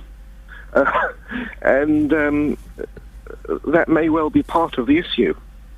Do you think that there's still an underlying plan to close the hospital? Well, one does wonder what's going on, because if there's no paediatrics, if there's no obstetrics, then they've got a great big white elephant in the Signet Wing that was only built a few years ago, which is a fabulous physical facility. But it does call into question how the emergency department could run, and other major departments in the hospital. We were speaking to Richard Fuller, a local MP, earlier on in the show, and he was saying that the kind of the long-term plan is for Bedford Hospital to team up even more with Milton Keynes Hospital, and there is a strong connection between those two. Well, we had the chief executive of Bedford who moved directly to Milton Keynes. So he knows what's going on, and I think there are areas in which hospitals nowadays do have to work in teams and to amalgamate. Not every hospital in the future will be able to have every single service, but I think there needs to be a lot more planning, and if I may say so, a lot more engagement of the public so people know what is happening. And that would be very nice. And I think probably for the medical staff at the hospital, I'm no longer one of them, but for my colleagues to know, my former colleagues, to know what is actually happening rather than hearing things through a press release. Dr. Barry Monk, who used to work at Bedford Hospital, thank you very much indeed. We have a statement from Bedford Hospital. It's very long. Let's pick and choose some bits and pieces. Bedford Hospital NHS Trust will announce changes to how some of its children's services are delivered as soon as possible. The Trust is currently working with partners across the region to decide how the local health economy will safely manage the continuing delivery of children's services. Currently planned paediatric appointments and clinics are going ahead as normal. This includes outpatient clinic appointments and planned procedures or day surgery. Maternity and neonatal services are unaffected and are running as normal as our adult services. Call 08459 455 555. BBC Three Counties Radio. So, MPs, should they get more pay? They're being offered an 11% pay rise. The Independent Parliamentary Standards Authority is recommending a salary of around £74,000, £7,500 more than they get at the moment. But it'll only take effect after the next election, and it's offset by a cut in their expenses and their pensions. Joined now by our political correspondent, Paul Rowley. Paul, what are MPs saying about this? Try not to say too much, to be honest with you, Ian. They're a bit, well, more than a bit, they're rather embarrassed at a time when the government is telling workers in the public sector that their pay is being frozen, or at the most it's being capped at 1%, which effectively is a pay cut after inflation, that they're now being offered this double-digit increase. To be fair, it's not their fault. They got so much flack 4 years ago in that scandal over their expenses that responsibility was handed over to this independent body, the Parliamentary Standards Authority, to set their level of expenses, their allowances, and now their salary. So it's not our MPs, Ian, doing an Oliver Twist, as it were, and asking for more. It's this outside body that says they're worth more. Can the MPs stop this happening if they don't want this pay rise? It's a good question. As far as I can see, there's no mechanism for them to block it because there's no vote anymore. That was the whole point of changing the system. In the old days, they had this rather unseemly process where they were voting through their own pay rises. So, it's difficult to see how they can stop it. But there is a trade-off. Their rather generous pension entitlements will be reduced. Instead of getting a final salary scheme, as it's called, in future, it's going to be based on a career average. Now, that's a change that many of our listeners will recognise because it's pretty widespread these days in both the public and the private sectors. In addition, what's called their resettlement grants will go. That's a kind of highbrow way of saying it's a golden goodbye. If you lose your seat, you get between 3 months or 6 months of your salary. Is that true? I never knew that. Yeah. So if you get voted out, you still get a few quid? Yeah, it's a bit of a cushion because, I can tell you this, you think that, well, if you were an MP, you should be all right. But I tell you, there is nothing as an ex-MP. I remember one who won a by-election in 1990 and effectively signalled the end of Margaret Thatcher. He was a school teacher. He was a head of department. He was the national news when the Liberal Democrats won in Ribble Valley in Lancashire. And at the end of it, he lost his seat at the following election 18 months later and went back to his old school and said, well, I'm sorry, somebody's got your job. Yeah. You can be a supply teacher. So, it's it's something that you can kind of understand in a way. It's a bit of a severance deal. Oh, if only someone could make Lembit Opik disappear like that, wouldn't that be? No, that's cruel. At a time of austerity cuts, everyone, having pay freezes or pay decreases, some might argue this looks a little hypocritical. Yeah, I mean, as I say, it's not their fault, as it were. That's the real problem here. I suppose the only saving grace is it's not going to kick in until after the next election. So a large number of existing MPs may not get it because they're going to be kicked out, and they won't get their resettlement grants, as it were. Now, this year they are getting an extra 1%, so that's in line with many, certainly in the public sector, and it's going to be the same next year. For the previous 2 years, that's the first 2 years of this Parliament after the election, their salaries were frozen. So the argument in favour of them getting this increase, and at the moment they're on 66,396 quid. If you're a minister, you get more. If you're a cabinet minister, you get double. Is that they've lagged behind between what are seen as comparable professions, be they head teachers, senior police officers, or dare I say, even some journalists, maybe even some, dare I say, BBC executives after what we heard yesterday. And it wasn't yesterday exciting. Finally, this is going to happen, is it, Paul? Well, it looks as though there's no way of stopping it unless, I suppose, they could give some of their money back to the Exchequer, and that is always an option available. Well, we spoke to Bedford MP Richard Fuller, who said this was nuts and that he wouldn't accept the money. Well, he can say that, and what could happen is they could give some of it back. Yep. But it's always said to us anyway that you can also pay more in taxes if you really want to. I don't see a great queue, to be honest with you. The difficulty for the MPs, though, and it's going to be interesting because I suspect you're going to get a lot of their rivals come the next election saying, well, I'm not going to accept this rise. And in the end, people say, you know what, I'm going to do this for nothing. And that's going to cause a real problem because the only ones that probably could be able to do that, I would have thought, would largely be Conservative MPs who are, who've got some private, they've done well out of it. And that creates its own problem, I suspect. One thing that will go, that I can tell you, Ian, is that they're cutting their dinner money because part of this package is that one of their allowances, they get 15 quid for their evening meal every time the Commons sits after 7:30 at night, which is usually 2 or 3 nights a week. The meals in the Commons are subsidised, although they've gone up a lot more than they used to be. That's going to go, which I suppose shows, Ian, that there is no such thing as it's not a free lunch, but it's a free dinner, or in my case, being a northerner, a free tea. A free tea, Paul Rowley. Thank you very much indeed. 08459 455 555. MPs, do they deserve a bit more money? They're losing their 15 quid supper allowance. I think that's a bit harsh. Travel news for beds, cards and bugs. BBC Three Counties Radio. Dalton Way in Watford is closed because of an accident at the Lower High Street.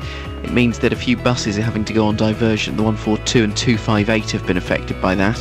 If you're going down toward the M25, anti-clockwise, still plenty of traffic after the accident earlier between Enfield and Potters Bar. You've got queues tailing back as far as the M11 in Essex now, but as you come around Junction 25 at Enfield and go into the roadworks section, you will find it slow.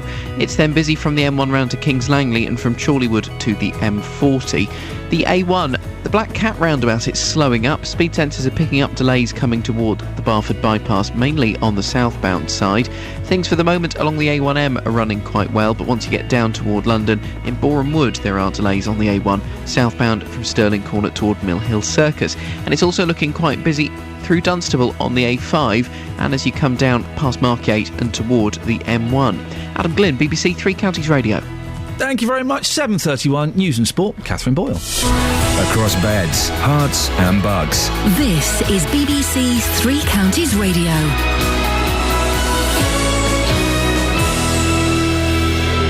The headlines today sees the launch of a 5-year plan to tackle prostitution and curb crawling in Luton's High Town. Clinical trainees have been withdrawn from Bedford Hospital's paediatric and maternity units after complaints about the level of supervision available. And the independent body which has been examining the issue of MPs' pay is recommending their salaries increase by 11% at the current level. Three Counties Sports. BBC Three Counties Radio.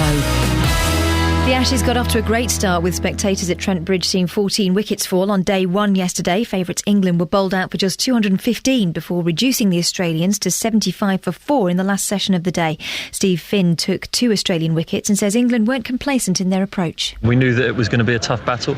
We knew that winning the toss and batting first, we had to get through that first period of play. And I thought we played really nicely till lunch and just beyond. And you know, we know we deal well with setbacks. Unfortunately, we didn't get as many runs as we'd have wanted to on a good wicket, but you know, there's a little bit there for the seamers, and it's important we come back and set the tone and make sure that we keep our noses in front in the game.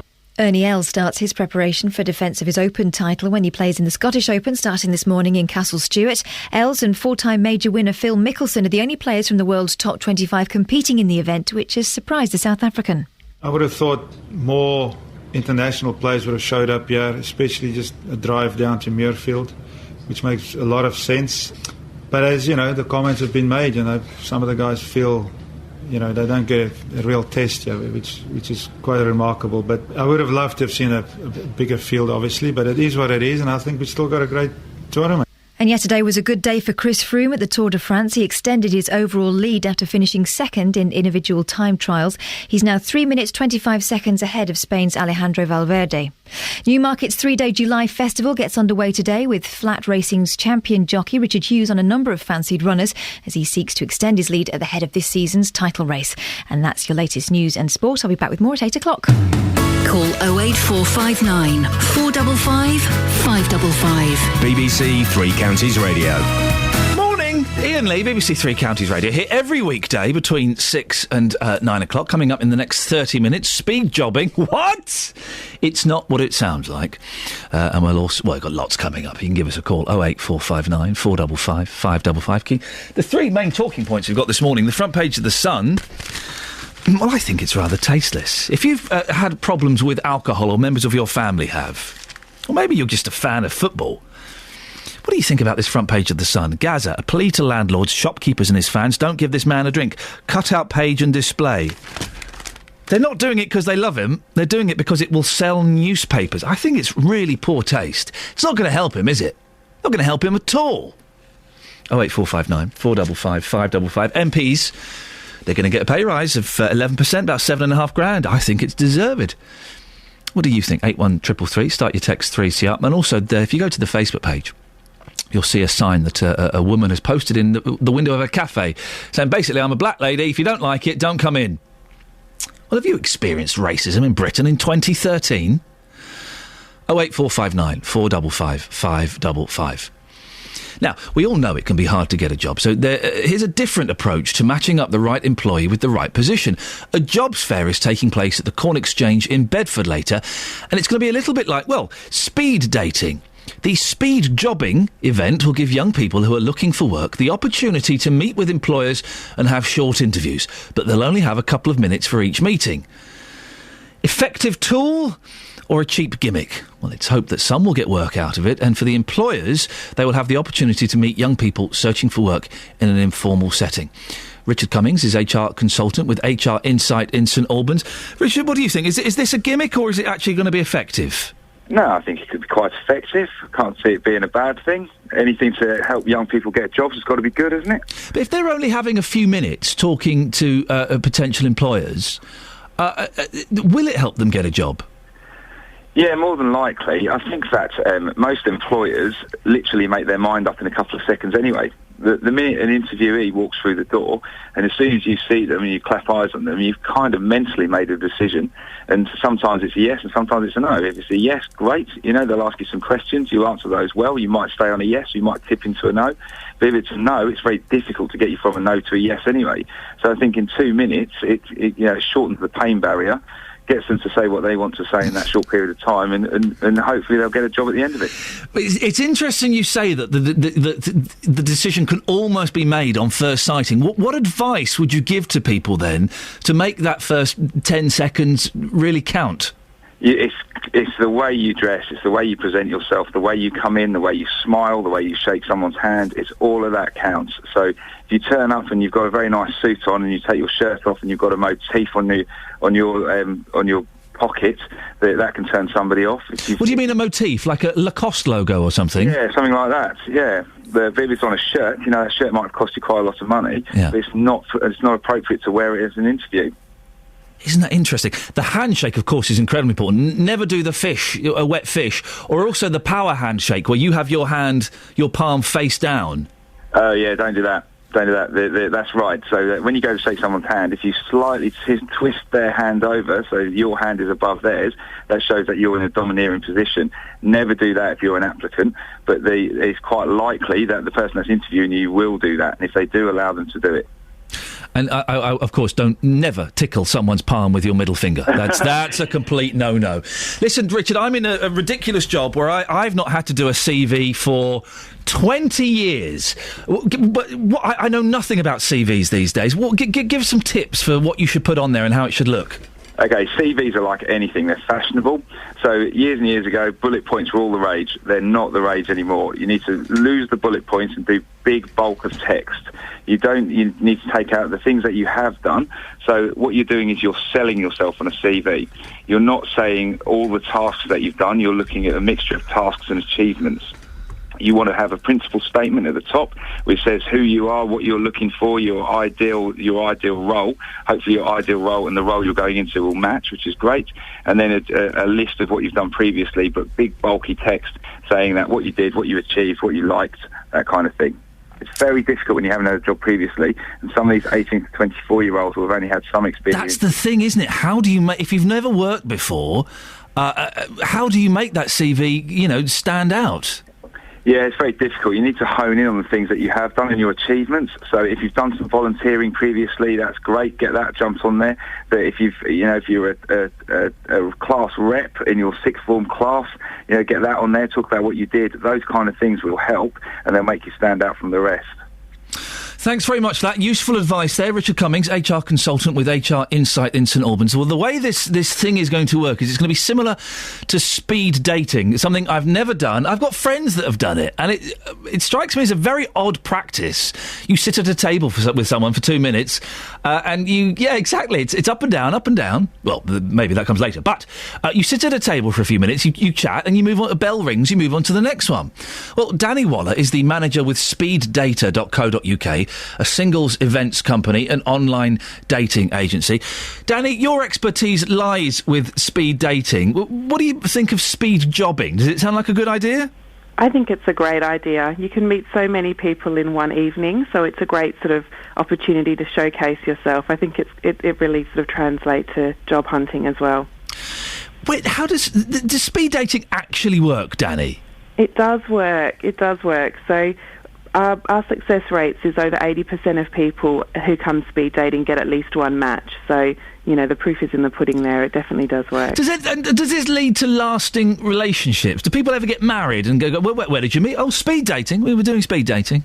We do get a lot of success stories through. We've been running about 10 years now, so we're the longest running company in the UK, and we do get through success stories pretty frequently. So it's nice to hear that, you get the full, the end product does work. The end product, I like that. So for those, going back to this speed jobbing, what's kind of important to make a good first impression? I'll definitely agree with Richard that you've got to look the part, the smiling, the body language.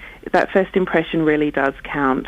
And, being confident and just having your personality really shine through. No one wants to work with someone that's dull. Invariably, employees want someone that can work in a team. So it's not just about your skills, it's about your personality and how you come across. How do you make your personality come across well in 2 or 3 minutes without looking too keen and too eager? I suppose it is finding that balance, sort of being confident but not arrogant, sort of asking the right questions, kind of not just me, sort of listening to the employer. It is striking that fine balance, really, and I suppose part of that does come with practice. And, as a young person, that may be something that, may be sort of difficult, but with practice will come. The singles event scene, what's it like at the moment? Are you being kept busy? Are there a lot of lonely people out there? We are very, very busy. It's a really booming industry, as is the online side. There, sort of as as people are busier and busier, there's such a need for it, such a gap in the market that needs to be filled. Danny, well, there's so many things I could say to that last statement about the gap in the market needing to be filled. I won't. That's Danny Waller, manager of speeddata.co.uk, a singles events company, an online dating agency. So I've got a friend who went speed dating. She found it hideous. If you've ever been, we can go off on a slight tangent. If you've ever been speed dating, was it successful? Surely, if it's speed dating, surely you're just purely going on whether they're hot or not, aren't you? That's all you can be taking into consideration. And you've made your mind up when you've walked into the room. Number 3, number 7 and number 9 look cute. The rest, I'm not that bothered with. You can't sway someone in 2 minutes thinking, well, they look like a munter, but they've got a special personality. Can you? If you've been speed dating, I'll just throw this out there. We won't dwell on it too much, but if you've ever been speed dating, 08459 455 555. How do you counter the argument? It's just for losers who can't get a date the normal way. Front page of the papers, is it? Yes. The Independent, all in it together. MPs will get their £10,000 pay rise. Well, it's not quite £10,000. Regulator to announce 12% award today, with automatic annual increases to follow. Oh, Westminster's MPs will be handed inflation-busting pay rises of £10,000 a year, worth up to 12% on their top of their current salaries. And below that, there's an incredible picture of a young gentleman. I think this is in is this in Egypt or in Syria? I think this is Syria. Young gentleman stuck in a room behind a load of sandbags and desks blocking a door. He's holding a machine gun, and there's a massive hole has been blasted through the wall. Incredible picture. The front page of The Guardian. Oh, how Twitter killed a sitcom. Mark Lawson and Ben Elton's nemesis. Well, I don't think Twitter killed his sitcom. I think his sitcom killed his sitcom. You see that awful police sitcom that he wrote? Who's blaming it? Who's blaming it on Twitter? Surely it should be blamed on the awful, poor, cliched writing. We'll have a look at that a bit later on. There's a picture of some cricketers doing some things. MOD fears for Trident sub-base. Whitehall plan to save home of nuclear fleet if Scotland votes for independence. The Telegraph, more cricketers doing things. Most babies born out of wedlock by 2016. Really? Is that news? Is that news? Even when I was a kid, there was a little bit of shame around illegitimacy. You don't even hear the word illegitimate anymore, do you? It's such an old-fashioned concept. But I remember in the 70s and the 80s, people say, oh, well, no, they born out of wedlock, illegitimate. The decline of marriage is likely to lead to more family breakdowns, experts predict. Most children will be born out of wedlock within 3 years as a result of the decline of marriage. Is that front-page news? I'm not convinced it is, really. And The Times, SAS sniper may be jailed for gun conviction. Sergeant Danny Nightingale and his wife Sally leave court yesterday. An SAS soldier was facing the prospect of jail after being convicted of a retrial of illegal possession of a pistol. He was on the news last night saying, this is ruining our family. We're going to go bankrupt because of the amount it's costing us. Well, I suggest you shouldn't have illegally had guns. And families face debt time bomb. We'll have a look at the Mail and the Express, and we know what the front page of the Sun is a little bit later on. 08459 455 555. Let's get the travel news now. Here's Adam. Travel news for beds, cards and bugs. BBC Three Counties Radio. There are still problems in Watford. Dalton Way remains closed after an accident at the Lower High Street, and the 142 and 258 buses are on diversion as a result of that. Looking at the speed sensors, the A41 is starting to slow up from Hemel Hempstead southbound toward the M25. You've also got short delays as you come through Cheshunt on the A10 down toward the M25. The A1 looking slow at the Black Cat roundabout with queues from Eton Soken. Also slow now along the A1M between Stevenage and Nebworth, and looking quite quite busy on the A5, making your way from Dunstable past Markyate and down toward the M1. M1 on the cameras is moving pretty well actually this morning. M25, you've got patches of traffic. It is slow moving through the roadworks after the accident earlier this morning. It's also busy past the M1 round to Kings Langley and then from Chorleywood down to the M40. And stop-start on the A1 into London Stirling Corner to Mill Hill Circus as well. As for the trains and tubes, they are running nicely. Adam Glynn, BBC Three Counties Radio. Adam, thank you very much indeed. It's coming up to 7:47. It is Thursday, the 11th of July. I'm Iain Lee, and these are your headlines on BBC Three Counties Radio. Today sees the launch of a 5-year plan to tackle prostitution and curb crawling in Luton's Hightown. Clinical trainees have been withdrawn from Bedford Hospital's paediatric and maternity units after complaints about the level of supervision available. In sport, Steve Finn and James Anderson both took 2 Australian wickets in the final session of the day to reduce the tourists to 75 for 4 in reply to England's 215 on day 1 of the first Ashes test at Trent Bridge. Coming up, the body of soldier Lee Rigby, who was murdered in Woolwich, will be taken to Bury Parish Church for a vigil tonight. We'll hear more from our reporter after the weather with Elizabeth Rosini. Beds, Herts and Bucks weather. BBC Three Counties Radio. Hello, very good morning to you. It's a rather cloudy start to the day. It's feeling a bit cooler as well than it has done in recent mornings, but the cloud will clear through the morning from western areas first. So Buckinghamshire seeing a few spells of sunshine later on this morning, and sunny everywhere as we head into the afternoon. Now, temperatures today, yes, a bit cooler than we've been seeing. We're probably still looking, though, between 21 and perhaps as high as 23 or 24 degrees Celsius. So certainly, still feeling warm and sunny. Just a bit cooler than it has been over the last couple of days or so. A light to moderate northeasterly breeze. Temperatures overnight will fall again to between 11 and 13 degrees Celsius, and we'll gradually see more low cloud spread in from the east, and that low cloud tomorrow is going to shift a little bit more slowly than it is today. So I think a cloudy morning tomorrow, but plenty of warm sunshine into the afternoon. In fact, things really hotting up as we get towards the weekend again. It's going to be really quite sweaty, I think, on Friday night into Saturday, and then hot and humid on Saturday. Plenty of sunshine around, temperatures really quite close to 30 degrees, and the risk of 1 or 2 thundery downpours in places as well. So a little bit of Russian roulette with the thunderstorms as we head over through the weekend, particularly on Sunday morning. I think we could see 1 or 2 thunderstorms develop over the 3 counties, but plenty of sunshine around. The heat wave continues into next week. Thank you, Elizabeth. Now, the body of the soldier from Greater Manchester who was stabbed to death in London will be escorted into the garrison church of his regiment later today for a vigil. Fusilier Lee Rigby from Middleton died in May after being attacked on a street in Woolwich. 2 men have been charged with his murder. A full military funeral will take place tomorrow. Well, I'm joined now by our reporter, Jonathan Alley, who's at the church, I believe. Good morning, Jonathan. It's unusual to have a vigil, isn't it?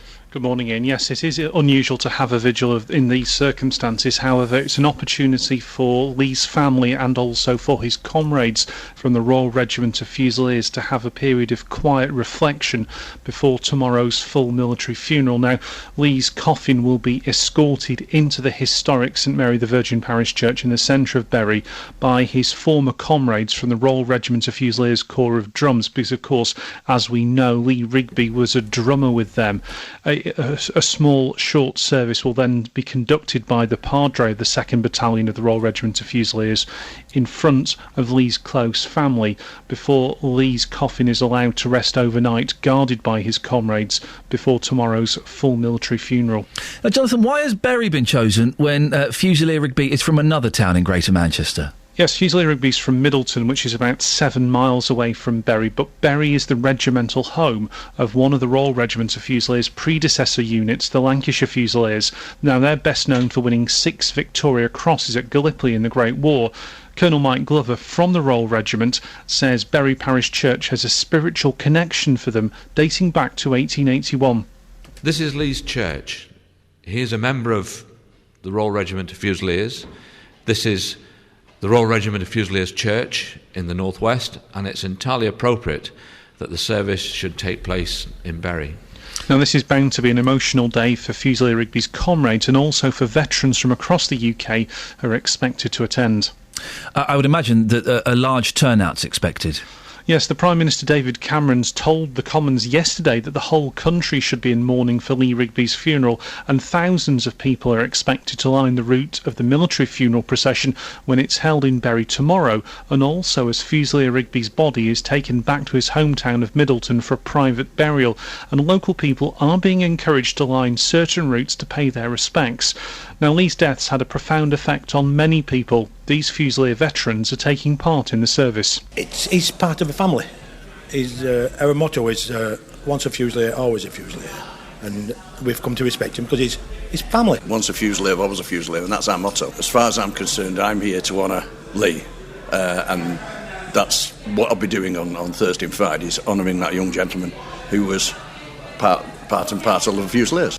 Now, Lee Rigby grew up on the big housing estate called Langley on the edge of Middleton. Local people there say it'll be a difficult 2 days for them. We're all going to be there, we're all going to be wanting to support the family. It's going to be really, really rough.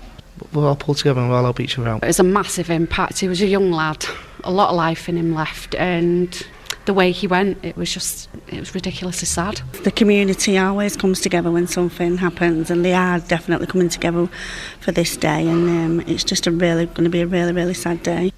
Now, the two men accused of murdering Fusilier Rigby outside his barracks in Woolwich in south east London in May are due to stand trial in November. Jonathan Alley, thank you very much. Call 08459 455 555. BBC Three Counties Radio. 08459 455 555 is the phone number. There's a picture on the front page, well, the whole front page of The Sun. I think it's pretty tasteless. Paul Gascoigne's a massive alcoholic. He keeps on going the way he's going. He's going to die soon. That's a fact. Front page of The Sun. Cut out, page and display. Gaza, a plea to landlords, shopkeepers and his fans. Don't give this man drink. The Sun today calls on Britain's pub landlords and shopkeepers to help save Paul Gascoigne's life by refusing to sell him alcohol. Displaying this front page on licensed premises could stop the England legend drinking himself to death. It won't. Of course it won't. Ridiculous thing to do. How patronising. This bloke is sick. He has the disease of addiction. He is killing himself very slowly. He's committing suicide in one of the slowest ways possible. This front page of The Sun ain't gonna have any effect. Shame on them for doing it, I think. Shame on them. Davis texted him, 81333, starting his text 3CR. I'm an alcoholic. Shaming and ridiculing someone like me to sell papers is wrong. We are ill. The majority of people don't understand how tough things are for people like me. We're looked upon like the lowest of the low, but none of us want to be like this. We are human beings with feelings. Well, Dave, if you want to give us a call and have a chat to us, 08459 455 555. I'd love to speak to anyone this morning who has struggled with alcohol or is struggling, or maybe got someone in their family. It's a disease. The World Health Organisation recognised addiction and alcoholism as a disease. I think it's a terrible front page. I think it's exploitative. I think it's deliberately shocking. It's done to sell papers, and I think it's cruel. 08459 455 555. Maybe you think it's a good idea. Maybe you disagree. You think, well, actually, no, fair play. The Sun is actually stepping up to the mark and trying to do something. Well, let's see. Now, up to 2,000 members of the Libyan armed forces are to be trained by the British military at Bassingbourn on the Hertfordshire-Cambridgeshire border, with the Libyan government paying the costs of training.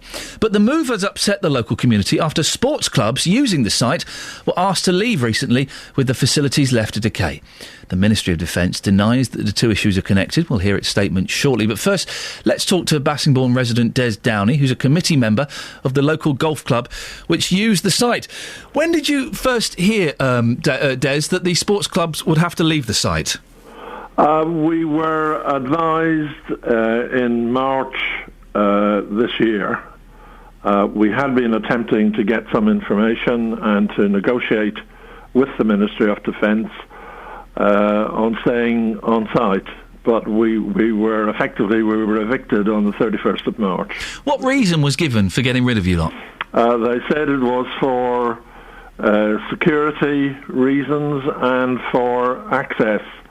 We couldn't actually engage with the Ministry of Defence. We had to get our district, our county council, our councillors, local MP, Mr. Andrew Lansley, to put pressure on the MOD to meet with the clubs. We made a presentation to the MOD on some options we felt which were reasonable options to address their concerns, and we also offered to provide some finance as well. And basically they sat there with their arms folded and said no. You've heard in the last few days that the Libyan armed forces are going to be trained there. What's your reaction to that? Well, I think potentially it's a good thing for the local economy. Hopefully it'll bring back some of the jobs that were lost when the army moved out in August 2012. However, when one looks at the MOD statement, there are two things of concern in there. One of the things they say is that the incoming troops will be vetted for medical, physical and behavioural suitability. Behavioural suitability, an odd phrase. Is this some sort of civil service double-speak? We know the Libyan army is made up of tribal factions, perhaps even former Gaddafi soldiers. Does this mean the MOD are concerned about some risks from Islamists or even Al-Qaeda sleepers? Yes, are you worried that a member of the Libyan army is going to go AWOL in Bassingbourn and the local area and shoot everybody? That's, potentially that must be a risk. I mean, if the MOD are assessing people for behavioural suitability, but they do with all troops, don't they? They do it with our troops. They assess them psychologically, don't they? I wouldn't have thought. I've certainly over the last, since the Second World War, troops have been in Bassingbourn. I don't think they were ever assessed for behavioural suitability. I think you have to be to join the army, don't you? Surely there has to be some psychological assessment to make sure you're not a nutter. I've never heard of that. Is this just not sour grapes just because the army have claimed their land back? No, it's not. Of course not. I think the other concern I have in terms of the announcement is the MOD say there'll be close engagement with the local authorities in Bassingbourn. We attempted that with regard to the sports clubs, and it didn't happen. They said no, they weren't prepared to discuss it, to negotiate it. We were evicted, basically. Des, thank you very much indeed. It's Des Downey. Some might argue that freedom in Libya is perhaps slightly more important than a good round of golf, but who am I to comment? 08459 455 555. Travel news for beds, cards and bugs. BBC Three Counties Radio. Forest Road in Hanslope, we have reports of an accident with a single vehicle involved at the junction with Hartwell Road, right on the Northamptonshire border. The A1 looking slow, coming to the Black Cat roundabout southbound through Roxton from the Eaton-Soken area. The A5 looking quite busy in Dunstable from Church Street down toward Lynch Hill. Clockwise M25 slow through the roadworks, anti-clockwise pretty busy round there as well. It's also slow from the M1 to the A41 and from Chorleywood to the M40. If you're driving into Watford, Dalton Way remains closed, an accident at the Lower High Street, and the A1 into London through Boreham Wood is slow from Stirling Corner to Mill Hill Circus. Adam Glynn, BBC Three Counties Radio. Thank you, Adam. MP's pay rises, racism in Britain, and the front page of The Sun. If you're an alcoholic or you struggle with alcohol, give us a call. We'd love to chat to you about this. Here's the news with Catherine. On FM, AM, online and digital radio. This is BBC Three Counties Radio.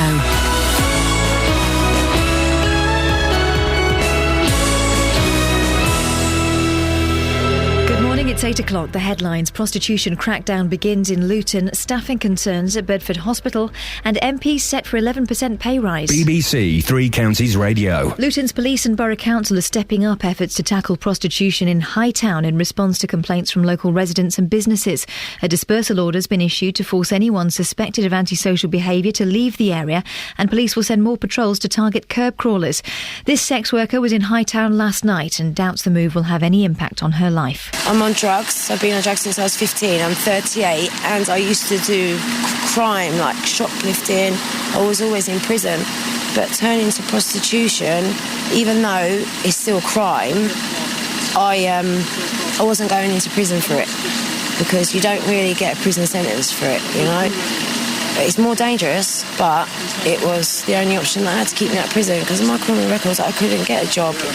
Junior doctors have been taken out of Bedford Hospital's paediatric and maternity units after complaints about the amount of supervision available from senior clinicians. A statement from the hospital trust recognises this was an unacceptable risk to patient safety and that the local health economy is working hard to find the best solution to ensure children and families receive safe continuing care as locally as possible. Health campaigner Dr Barry Monk worked at Bedford Hospital until 18 months ago. This does, on the face of it, sound terribly, terribly serious, because I've never, in 38 years as a doctor, heard of the General Medical Council just suddenly pulling out training recognition for junior hospital doctors. And that does imply that there was something, not only something serious going on, but they didn't seem to see that there was any sign of action in remedying the issues. Meanwhile, the NHS has warned there could be a funding gap of £30 billion a year by the end of the decade unless there are dramatic changes to the way the health service is organised. The Chief Executive of NHS England, Sir David Nicholson, says there needs to be an honest and realistic debate about reducing the number of hospital beds and providing specialist services in fewer centres. The independent body, which has been examining the issue of MPs' pay, is recommending their salaries increase by 11% on the current level. The upgrading, which would mean MPs get £74,000 a year, would come into effect in 2015. Research by the Institute for Fiscal Studies suggests 40% of people retiring straight after the new flat-rate state pensions introduced will get paid more than they would do under the current system. However, it forecasts that many younger workers could lose thousands of pounds once they reach pension age. In sport, the 2013 Ashes series between England and Australia got off to a great start yesterday with 14 wickets falling. England were bowled out for 215 before reducing the tourists to 75 for 4 at the close of play. The weather, another fine and sunny day with a top temperature of 23 degrees Celsius, that's 73 Fahrenheit. Get the latest news and sport online at bbc.co.uk/3 counties. I don't get cricket scoring. I don't understand it, because it's not necessarily the person with the biggest number that has got the trophy thing. It is. But what's so if I had 75 for 9, right, and you had 74 for 3, do I win? You see? For 9. You don't know what that means. I think I still win. I think I win whatever.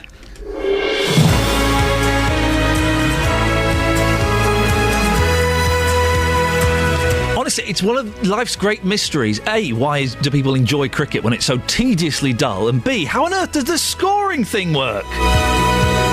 Morning, this is Iain Lee, BBC Three Counties Radio. Lots coming up. MPs, they're going to get more pay. Fantastic news. About time, I say. Some of you will disagree because you haven't thought it through properly. They run the country. They run your county. They run your town. Without them, we'd be in terrible trouble. Do you agree? Should MPs get more money? 08459 455 555. A cafe owner who says people walk out as soon as they see she is black has put up a sign urging customers who are allergic to black people not to enter the premises. Well, is Britain still racist? Have you seen the front page of The Sun? I think it's in very poor taste. The Sun. Gaza, a plea to landlords, shopkeepers and his fans. Don't give this man a drink. Displaying this front page on licensed premises could stop the England legend drinking himself to death. What do you think? Is it going to help him at all? 08459 455 555 is the phone number. You can go to facebook.com/BBC3CR, or you can send me a text, 81333. Start your text 3CR. Across beds, hearts and bucks. This is BBC Three Counties Radio. Oh, look! April's in Luton. Good morning, April. Good morning. You're keen this morning. You've called in about cricket. Can you explain the score? Well, the two scores that you suggested, 75 for 9 and 75 for 3. Yeah. That means you both scored 75 runs. Yep. Except you lost 9 wickets, yep, whereas Catherine lost 3. So Catherine would win. Lost less people, yes, she won. OK, but supposing I got 75 for 9 and she got 74 for 3. So she's got less points, but she lost less men. She still wins. How can she win if she has got less points than me? I got 75 for 9. Well, I'm assuming you're talking about a limited over. Am I? Well, yeah, because that would be like 10 overs. That wouldn't be very good, would it? You need to play a whole 4 days. Oh, for goodness sakes, how can a game go on for more than a day? Any game where you stop not only for lunch, but for tea is ridiculous. The village that I live in has actually the world record for the longest played game. And they're proud of that, are they? Yes. Why would you be proud of being rubbish at a slow game? They were very good, and they played it for a very long time over a bank holiday weekend. Continuously played it, as in through the day and through the night. That's just ridiculous. It doesn't make any sense, April. It's a nonsensical game played by boring people who aren't... They're not even athletes, cricket men. Oh, no, they didn't used to be, but they are now. They drink... Have you seen Iain Botham? Yeah, but he's one of the old crowd. The new guys, they are really quite fit. Frederick Flintoff? Yes. He's a boozer. Nice guy. I'm sure he's a lovely guy, but he liked a little bit of booze every now and then. And they go off, they have sandwiches, and they have a little pint of real ale, and they go out and they rub their balls, and then it's just nonsense. It's a gentleman's game. Are you a gentleman? No. Thank you very much for calling. Call 08459 455 555. BBC Three Counties Radio. Well, that's cleared things up. Not. What's up? Now, a 5-year strategy has begun to tackle the problem of prostitution in the Hightown area of Luton. Throughout the rest of this month, police will be carrying out patrols to target curb crawlers. Luton Borough Council says that they want all on-street sex trade to be removed by 2018. Shazad Gadam is a local shopkeeper and from the campaign group Hightown Against Prostitution. He joins me now. Morning, Shazad. Good morning, Ian. A police patrol was out last night, so were you aware of that?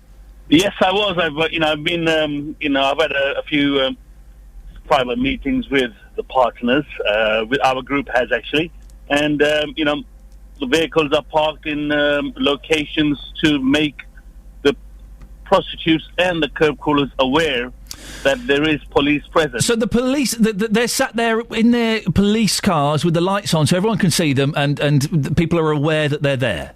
Well, I wouldn't say that the lights on and, they're not there. The vehicles are there and they're out on patrol. OK, well, have a listen to this, Shazad. This happened last night. The police have been busy and they have caught some curb crawlers. What's going to happen now? Because I know... Who is she? Priya is. Yeah, and how do you know her? I've used spoken a few times. All right, where did you meet her tonight? Just here. Yeah. And why did you come round and why are you sitting in the back of the car with her? I was just chatting to her. Because she's going to tell me exactly why you've been here. Okay, so you can be honest with me. Listen. Yeah. You can be honest. I'll give you two choices here.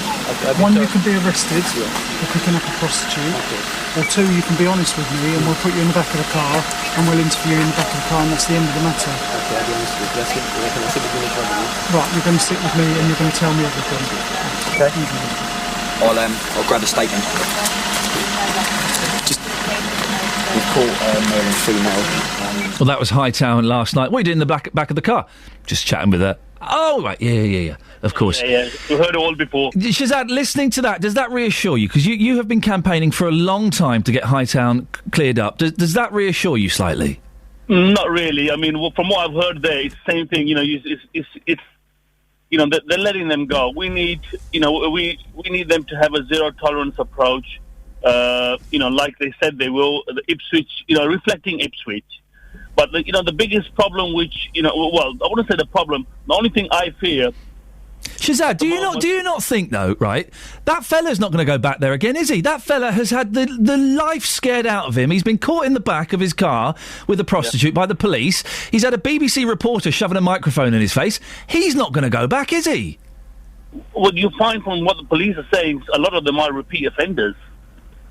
But if they're having a high presence and doing a high profile campaign, surely that's got to be a big step in the right direction and towards ending it. Ian, I've spoken to Mark, I've spoken to the Luton Borough Council.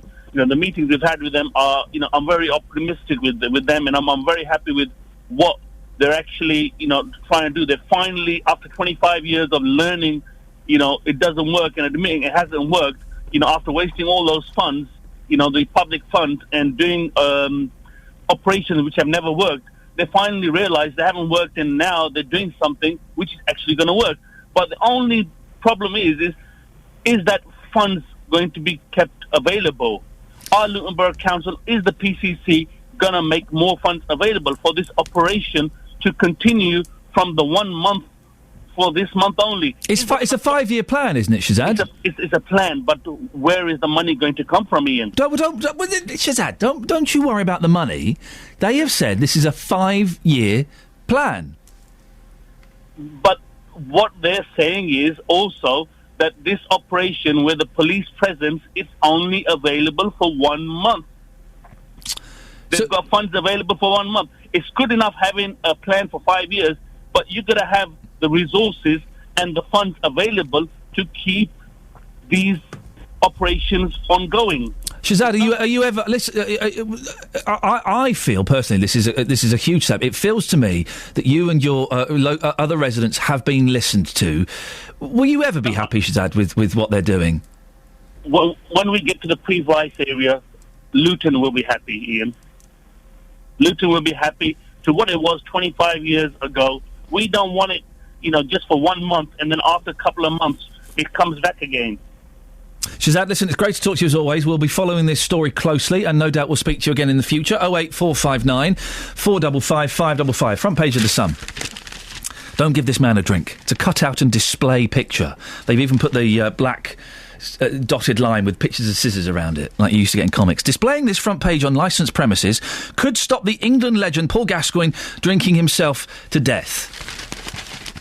I think it's in bad taste. I think it's ineffectual. And it really is. They're doing it to make money, to sell more newspapers. Well, Bobby's in Milton Keynes. Morning, Bobby. Morning. Bobby, am I right? You're an alcoholic? That's right, yeah. How long have you recognised you've had this problem?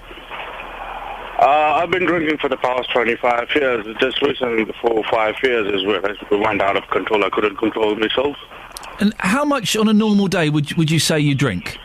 Let's say from a litre to a litre and a half a bottle of whiskey. A litre and a half of whiskey a day? Yeah, every day. And you've been doing that for the last few years? I've been doing it for the last 25 years. Now, I know, you are slowly killing yourself. That's right. You recognise that, don't you? Yep.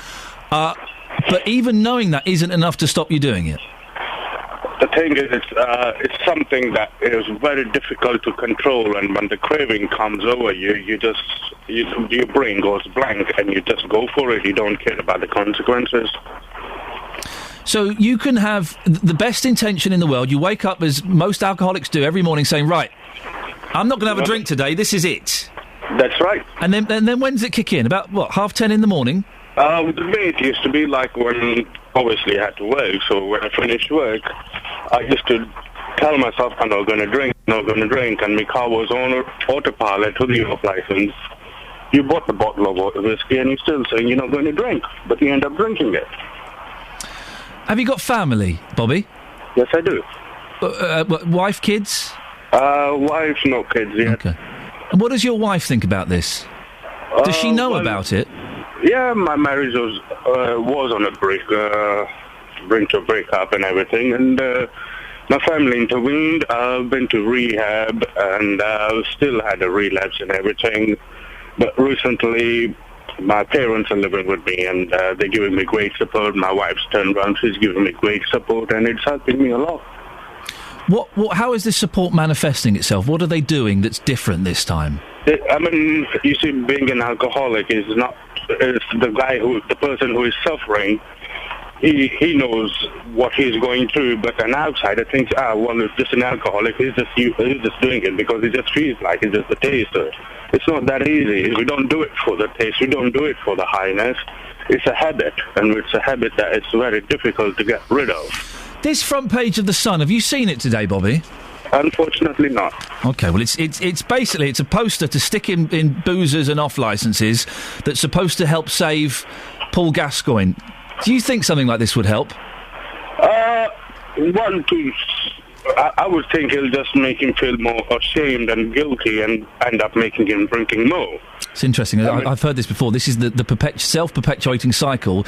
You feel ashamed and guilty, so you drink. That brings on more shame and guilt, so you drink more. You drink more. It's a vicious cycle once you start. That's it. The thing is, I've cut down a lot on my drink, and I'm making a real effort to change myself. But it's really difficult. I mean, luckily I got support, and I have that thing inside me that wants to live, that wants to have a family, and that wants to have a normal life. You say you're cutting down, Bobby. You know that the only way you can do this is to stop completely. Yeah. Yeah. And when was the last time you had a drink? It's been 4 weeks, 4.5, 5 weeks now. Okay, well, that's good. Have you tried anything like AA? Well, I tried AA. I used to go to AA in Kenya. That was good. Over here I tried, but it's not that helpful, so that's why I turned around to my family for greater support and everything, and they've finally come around and they understand my problem. Bobby, I wish you the very best of luck. Thank you. You can do this if you want. Yeah. It's all down to the individual. It's all down to the individual. Keep in touch and let us know. If you don't ask for help, you don't get. You've got to ask for help. Let us know how you get on, Bobby, OK? Good luck. Thank you. Take care. Cheers. Bye. 08459 455 555. Travel news for beds, cards and bugs. BBC Three Counties Radio. The A1 busy at the Black Cat roundabout southbound. It's also quite slowed down the A1M as you go past Stevenage on the southbound side. And then you have the delays into London on the A1 through Boreham Wood toward Mill Hill Circus. Bit busy on the A10 in Cheshunt down to the M25. Hertford and the A414's looking pretty slow between Hertford and the A10. And you've got a short delay on the A41 coming down toward the M25. The A5 in Dunstable, it's slowest right now past Markyate and down toward the M1 near Redbourne. If you're joining the M25, clockwise and anti-clockwise slow through the roadworks near Potters Bar. You've also got stop-start traffic from the M1 to Kings Langley and Chorleywood to the M40. Good news because through Hanslope, Forest Road is now clear after the accident at Hartwell Road, and in Watford, Dalton Way has reopened after the accident earlier this morning around the Lower High Street. Problem if you're driving a little bit further into London, station approach in Pinner, there has been an accident at Marsh Road. Adam Glynn, BBC Three Counties Radio. Thank you very much. 8:18, it's Thursday the 11th of July. I'm Iain Lee. These are your headlines on BBC Three Counties Radio. Luton's police and Borough Council are stepping up efforts to tackle prostitution in Hightown in response to complaints from local residents and businesses. Junior doctors have been taken out of Bedford Hospital's paediatric and maternity units after they complained about the levels of supervision available. Australia... Now, do you understand cricket scores? Don't be silly. So does this mean anything to you? Australia will resume on 175 for 4, 140 runs behind England. Nothing at all. I just don't get it. When day 2 of the first Ashes test continues, day 2 of the first one... 08459 455 555. It's just such a tedious game. BBC Three Counties Radio.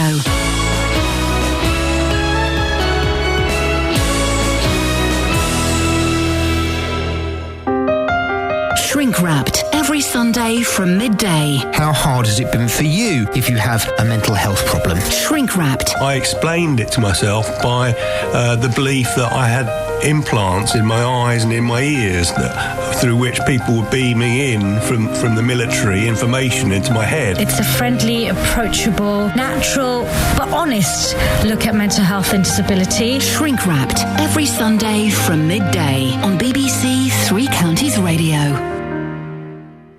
How's your knuckle?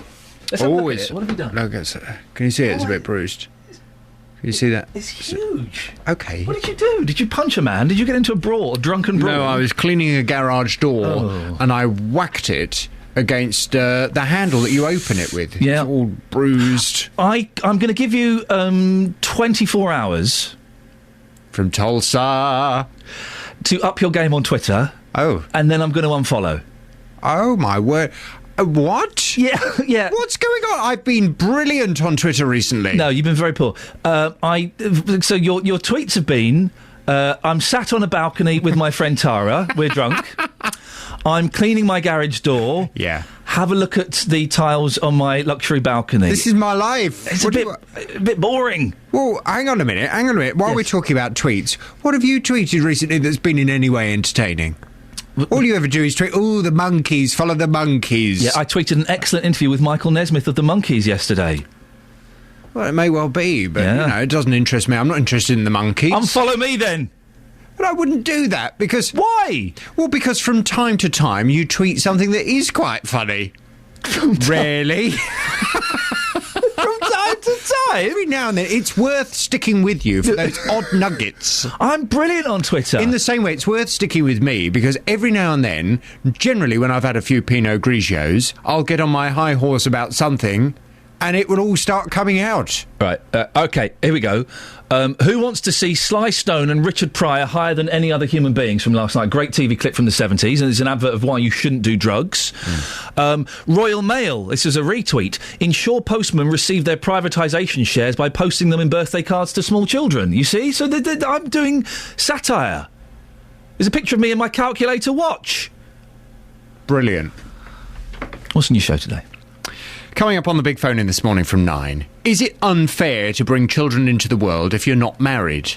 Most children will be born out of wedlock by 2016. That's according to the Office for National Statistics. Conservative MPs and child welfare experts are warning that the decline of marriage will lead to more family breakdowns and will damage children's prospects of doing well in life.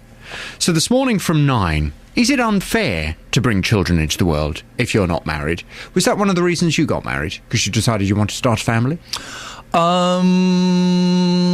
It was mainly because I was in love with my wife, but we did plan on starting a family. Right. But I wouldn't have been that fussed if they'd been born illegitimate. Really? I wouldn't have been that fussed. We got pregnant. Well, it turns out we were... It was almost a shotgun wedding, it turns out. Really? Yes, we found out on our honeymoon that my wife was pregnant, yes. Gosh. Yes, it could have been very close. What a wedding present that was. But why would you, if you're going to have children, why would you not get married? I guess that's the question. Yeah. You know, why would you not want to? Because if you're going to bring children into the world... I mean, I grew up with a mum and a dad who were married and very much a kind of traditional family unit. Yes. Perhaps I was lucky that I had a mum and a dad who kind of loved one another for the whole of, certainly my mum's life anyway. But why would you not want to do that? Why would you not want to make your family as kind of solid and formal as possible? But that's the implication there is that marriage brings something to a relationship that otherwise would be missing, that it makes it more real. It doesn't necessarily. You can makes it more formal, doesn't it? Well, it makes it more formal, but what's that got to do with raising a child? Well, perhaps nothing. Yes. From 9 this morning, I want to hear your views, whether you think it does make any difference. Do you remember, you're old enough to remember this, 70s and 80s, there was still, maybe not by the 90s, but there was still a real stigma attached to it. It still is. Really? It still is. Have you never... Is there? Yes. No one says, look, there's an illegitimate... Oh, she's pregnant and they're not married. I've got friends who've got married in the last couple of years, and there's been a lot of pressure from the parents. Really? Yes, absolutely. And I know there are lots of people out there who would genuinely, if they're honest about it, they'd be disappointed if their son or daughter had children and didn't get married to their partner. They would, if they were being honest about it. Yeah. But of course, people try to be very, oh no, it's up to them, isn't it? But deep down, they're thinking, are they going to get married? Why are they not getting... Why is he not marrying her? What's wrong with them? You don't hear the phrase living in sin anymore. You don't. So that's progress. That's absolute progress. From 9 this morning, is it unfair to bring children into the world if you're not married? I'd like your view from 9. Call 08459 455 555. BBC Three Counties Radio.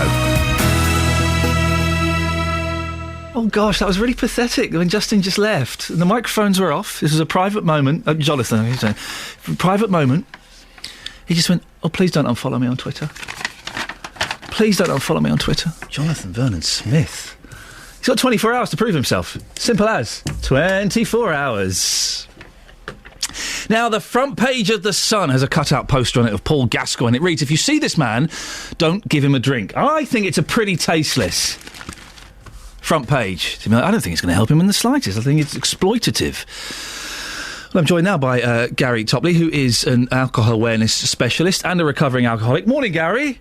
Good morning. What do you think about this front page of The Sun? Pretty tasteless, isn't it? You can look at it in two ways. First one is wrapping someone in cotton wool too much, and if you do that to someone and put them in the public eye even more? Will it drive them underground with it all, and away from it, where they then cannot go on and get more help if they need it? Because then it will become a massive secret, and that won't help him. But this isn't going to help him, is it? I wouldn't have thought so. No, everyone knows that he's got an addiction. You put in something in your window or whatever, or it's saying to put something in your window, saying don't ever serve him a drink again. To police that in its own right is very, very difficult, and to do that to him, I don't think he'll find it very helpful. He can only get well if he wants to get well. He went to this fantastic treatment centre in the States, I don't know which one it was, but $7,500 a week or whatever it was it cost, and people think, well, this will sort him out, but he obviously didn't want to get well then. I'd done a radio interview around about that time, and I said the most important thing isn't necessarily the rehab, it's the aftercare when he leaves the rehab. What aftercare has he actually had, when he's left the rehab? What help has he had? What help has he been offered? What help, is he taking part in now? And then he gets found, with hundreds of pounds in his pocket, collapsed in the hotel lobby. That to me is not aftercare, because there's no one there looking after him.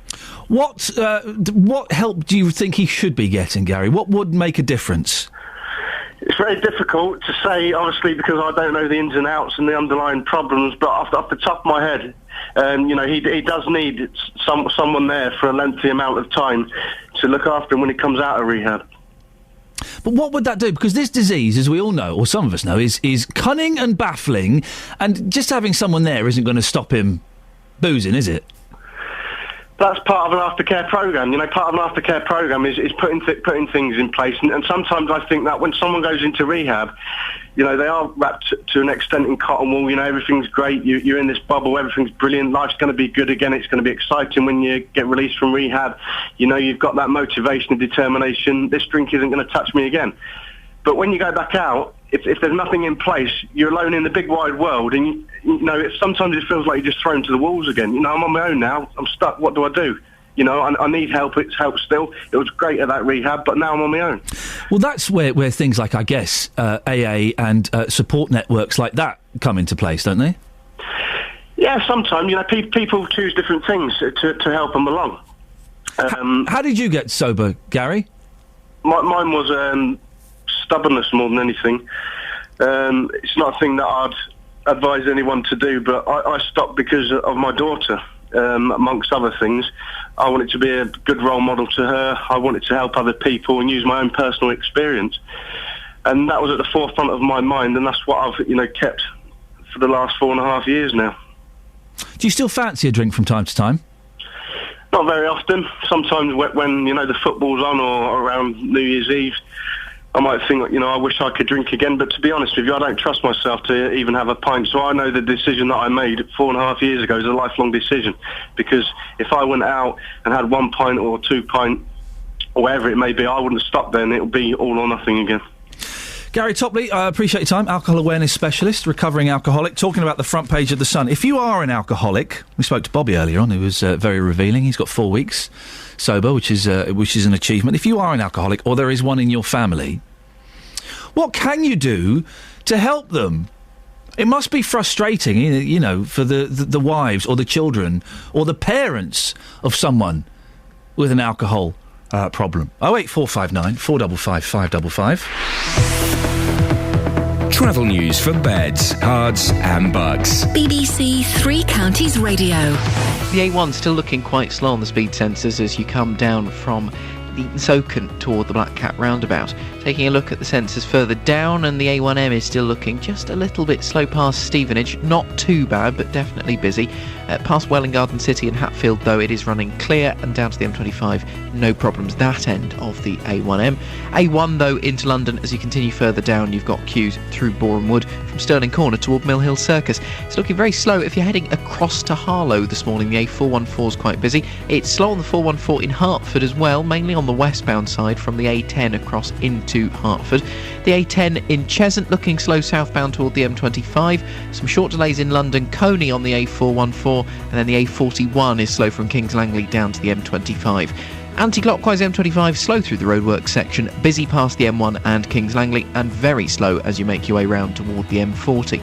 Trains and tubes still running a good service. Adam Glynn, BBC Three Counties Radio. Thank you, Adam. 8:30, here's the news and sport with Catherine Boyle. Across beds, hearts and bugs. This is BBC Three Counties Radio.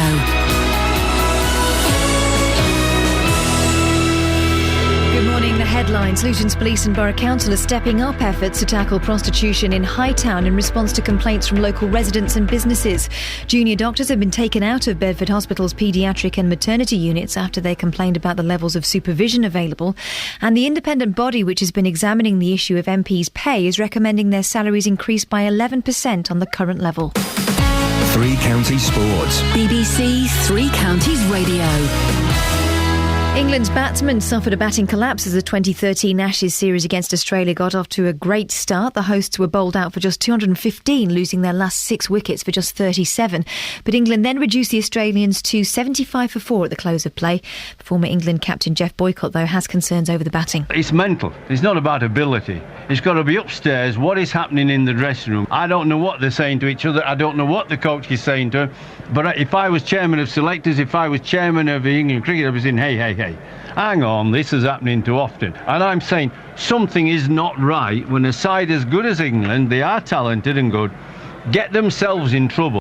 In football, Manuel Pellegrini says he feels no pressure to win the Premier League title with Manchester City. Speaking in his first news conference since becoming City boss, Pellegrini also says his club can't continue with their recent transfer policy. It's impossible to be every year buying 3, 4, 5 expensive players. I think we need a mix with young players. We need to work exactly the same in the under 21 that the first team. Britain's Chris Froome more than doubled his overall lead in the Tour de France as he finished a close second in the individual time trial to the World Heritage Site of Mont Saint-Michel. Froome was the only general classification contender in the top 10 and now leads by 3 minutes 25 seconds overall. Mark Cavendish finished down in 163rd place and left without speaking to the media after a spectator threw urine at him. Many fans blame Cavendish for a crash on Tuesday. And that's your latest news and sport. I'll be back with more at 9 o'clock. Catherine, yes. There is the debate is raging on how to score cricket. We've got it wrong. April may have got it wrong earlier on as well. Can we let's just get rid of cricket? The thing I like about football, and there's not much, right, is 2-0. Oh, the blue team got 2, the reds got 0, so 2. Okay, blue have won. Oh, it's a draw. They both won or lost. 3-0. But cricket just makes no sense at all. Right. Well, you're talking to a cricket widow here, and my general. I'm sorry to hear that. I know, it's terrible. Oh, you mean he watches it? I thought. No, he plays it. Oh. And I don't go. Do you clean his whites? Dyack. Across beds, hearts and bucks. This is Iain Lee. BBC Three Counties Radio. This is doing my head in. How can scoring a game be so complicated? John's in Dunstable. Morning, John. Morning. Can you explain the stupid scoring system of stupid cricket? I'll tell you what, that was so frustrating listening to you and your colleague and then that young lady phoned in from the village that had played the longest game ever. That was April. Boy, doesn't her village sound fun. Remind me never to go there. So frustrating. The best way I can say this, right, Manchester United score 5 goals. Yes. And have 2 players sent off. We're talking about cricket. I know that. Right. I'm going to give you an example. Okay. Right? So this is as simple as you can put it. Man United scored 5 goals and have 2 players So they're down to 10 men. Okay, so they have 2 players sent off. So they've got 10... Yeah? Liverpool score 4 goals and have 3 players sent off. Who wins the game? Give me the stats again. Man United score 5. 2 players sent off. Yep. Liverpool scores 4 and have 3 players. Manchester United have won. Why have they won? Because they've got more goals. Okay, England score 100 runs. Yep. And have 5 wickets. So that's 100 for 5. Yeah. Yep. Australia, 99 runs. 7 wickets. Who wins the game? England. Why? Because they've got more runs. There you go. You've answered the question. No, but supposing they so England have 100 for 5. Yeah. Australia are 99 for 1. Yeah. Well, England have still won the game. If it's the end of. But they've lost less men. Sorry. They've lost less men. If it's the end of the game, if the time has run out, England have scored more runs. They win the game. But okay, all right. So. Here's something then. It's 100 for 5, England. Yeah. Australia, 99 for 3. Yeah. Rain stops play. Okay. Who's won that? Rain stops play. Time has elapsed. There's no more time to play the game. England have won the game. They've scored more runs. How can they win the game but they've played for like a day and Australia have played for 20 minutes? Because they've scored more runs. But the rain has stopped the play! That can't be a valid reason for losing a game! Rain stops play, snow stops play. If the time has elapsed, if the 5 days are up, if the 3 days are up, rain has stopped play, end of time, England has scored more runs. It's a stupid game, isn't it? It is a ridiculous game. You talk about that, hurling in Ireland, that's even more ridiculous. Oh, go away! Call 08459 455 555. BBC Three Counties Radio. Don't even introduce hurling into the conversation. We're only here until 9 o'clock, for goodness sakes. Now, Milton Keynes Council has given the official go-ahead to plans for 28,000 homes to be built over the next 12 years. It adopted its new strategy at a meeting last night. Our political reporter, Paul Scoynes, was there. Paul, what's been agreed?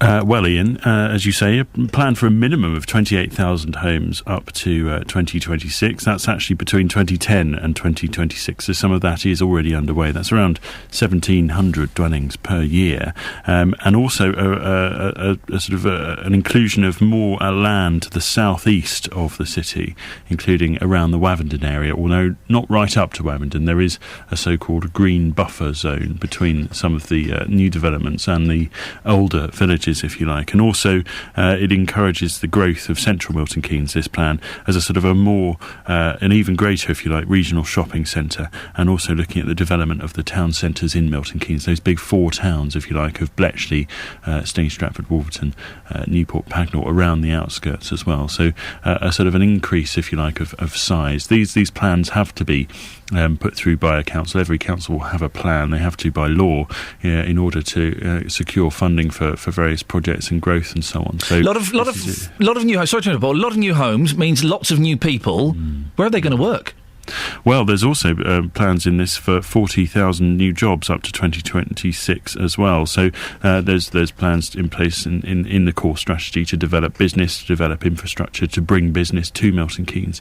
So those sorts of things have been picked up. There've been it's already been through several manifestations. It's been looked at by a government inspector as well, who made some little changes to the housing target as well. They also wanted extra clarification about what sites would be brought into the mix in terms of where would be built. So they've already had a look at this, and I should say as well, Ian, it's one of these plans that gets written, and as soon as it's written, rather like the Forth Bridge, it starts to they start painting it again. They start writing another one in a few years' time as well. So this is always going to be moving, and of course they will be looking in the long term to sort of even as far as 2031, which some councils in our patch, including Central Beds, have already started to do. So you can already see that councils are looking to the long term. I suppose it's interesting, though, in Milton Keynes, because it's one of those new towns, people are always looking to it to see what they're going to do next.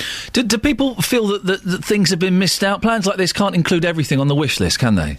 They can't, and they do make a sort of inclusion of things like the Bedford to Milton Keynes waterway. That's a sort of an expansion, if you like, of the canal system and development around that. There's also just an underlining of support for East West Rail. However, at the meeting last night, there was a gentleman from Olney, and he was very disappointed that there was no bypass for Olney in the plan. And he said that that's been desired, it's been on the cards, it's been necessary since 1994. And every plan since has missed it out, and the councillors again apologised to the gentleman, saying that they missed out again, but maybe he could try again for the next plan. So and I'm not sure if you live in Olney you're going to get a bypass anytime soon. What's happening with this beach in Milton Keynes? Milton Keynes is going to get a beach, aren't they? Oh, goodness me, the beach. Now, this is a lady who used to appear on Three Counties some time ago, Anita Rose, and she was campaigning for a beach in Milton Keynes. She wanted a beach on the shores of Willen Lake to rival that of the banks of the Seine in Paris. Wow. And she thought it would be a great addition to the tourist infrastructure of Milton Keynes, would bring hundreds of jobs to the city as well. She put her case forward again last night at the meeting, saying, and she caught me just beforehand saying, "I'm bringing back the beach, Paul. I'm bringing back the beach." And she made an impassioned speech to the councillors to stop wasting money on wind farms and instead to invest in her beach idea. Yeah, because that's not a waste of money, is it? No. Well, I can't tell you the figures involved in this, but it is deemed to be substantial. Is it happening? The council said that they supported the idea of a beach in Milton Keynes. Well, that's certainly one to keep an eye on. Paul Scoins, thank you very much.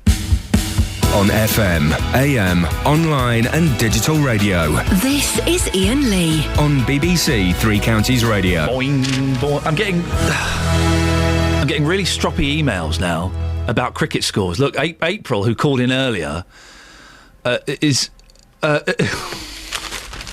saying, "Oh yeah, I got it wrong, Iain. Sorry, my explanation was wrong. That guy is right." Oh, for goodness sakes. Deary me. We're talking about the front page of The Sun.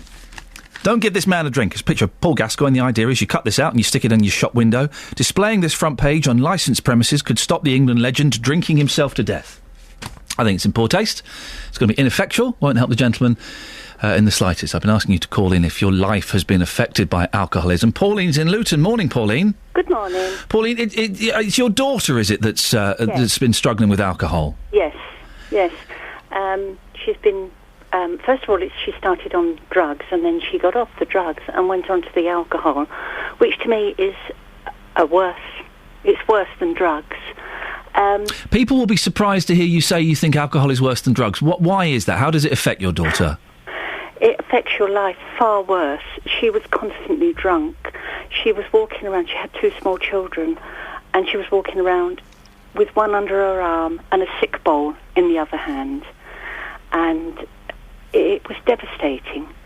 Her 2 children, who are now teenagers, 16 and 15, have grown up not knowing their mum. They don't see her. They have nothing to do with her. Nobody in the family now has anything to do with her. She's made our lives miserable. I've had to step back from her. I don't see her now. I know where she is. I believe I know where she is. She's still drinking? Yes, terribly. I can understand exactly why you step back. Some people might think that's a little bit harsh. What was the point when you went, "Do you know what? I just cannot do this anymore," and you made that painful decision? That's right. I mean, it's heartbreaking. But every time I see her, she wants money, or she's been abused. She's constantly being abused by men who are in the same position as her. What was the final point, Pauline, when you just said to her, "Look, I love you, but I can't do this anymore"? I didn't say it to her. I just left her one day, and I thought, I can't do this anymore. And I didn't get in contact with her again, and she's never got in contact with me. I mean, as I said, her boys don't get in contact with her. They don't want to know her, and nobody else in the family does, really. Where are your grandchildren now, then? They're with their father. Right. Lovely boys. I think if one thing, good things come out of it. They've seen what their mother's like, and they hardly drink. They do have a drink, but they hardly drink. I mean, I offer them a drink here, and it's very often, no, I don't really want one, Nan. And one of them has got Crohn's, and I believe that, maybe I'm wrong, I don't know, it's not been said, but I believe that when she was carrying him, she was drinking and using drugs, and I believe that this is the cause of it. It's caused the youngest one to have Crohn's. Have you? Did you try and help her? Did you to stop drinking? Yes, I've done everything I can. We used to have people round at Christmas, and she used to come, and I used to buy in non-alcoholic wine for her, and not let her have a drink. I wouldn't drink in front of her at all. Not that I drink much, but she used to go into rehab. She's been into rehab so many times that I can't remember how many. And she comes out and it starts again. She stopped for about 12 months, and then she started by one glass of wine. And I admire the man you had on earlier. I only just heard the end of what he was saying. That was Bobby, yes. that he'll never touch a drink again. He's right. As soon as they touch that one drink, they've lost. Finally, Pauline, as a mum and a grandmum, it must be so painful for you to know that she's suffering like that. Yes. I mean, it's spoilt my life. It's ruined her life. I mean, she's got no life whatsoever. And every time I see her, she's either drunk or asleep, sleeping the drink off. And this is why I had to distance myself. I mean, every time she got just so abusive, she'd never come round unless she wanted something like money or somewhere to sleep.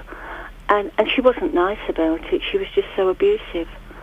And I did a college course a few years ago, and it was on an evening. And every time I was just going into college, she'd ring me up and be just so abusive over the phone. And it just got too much.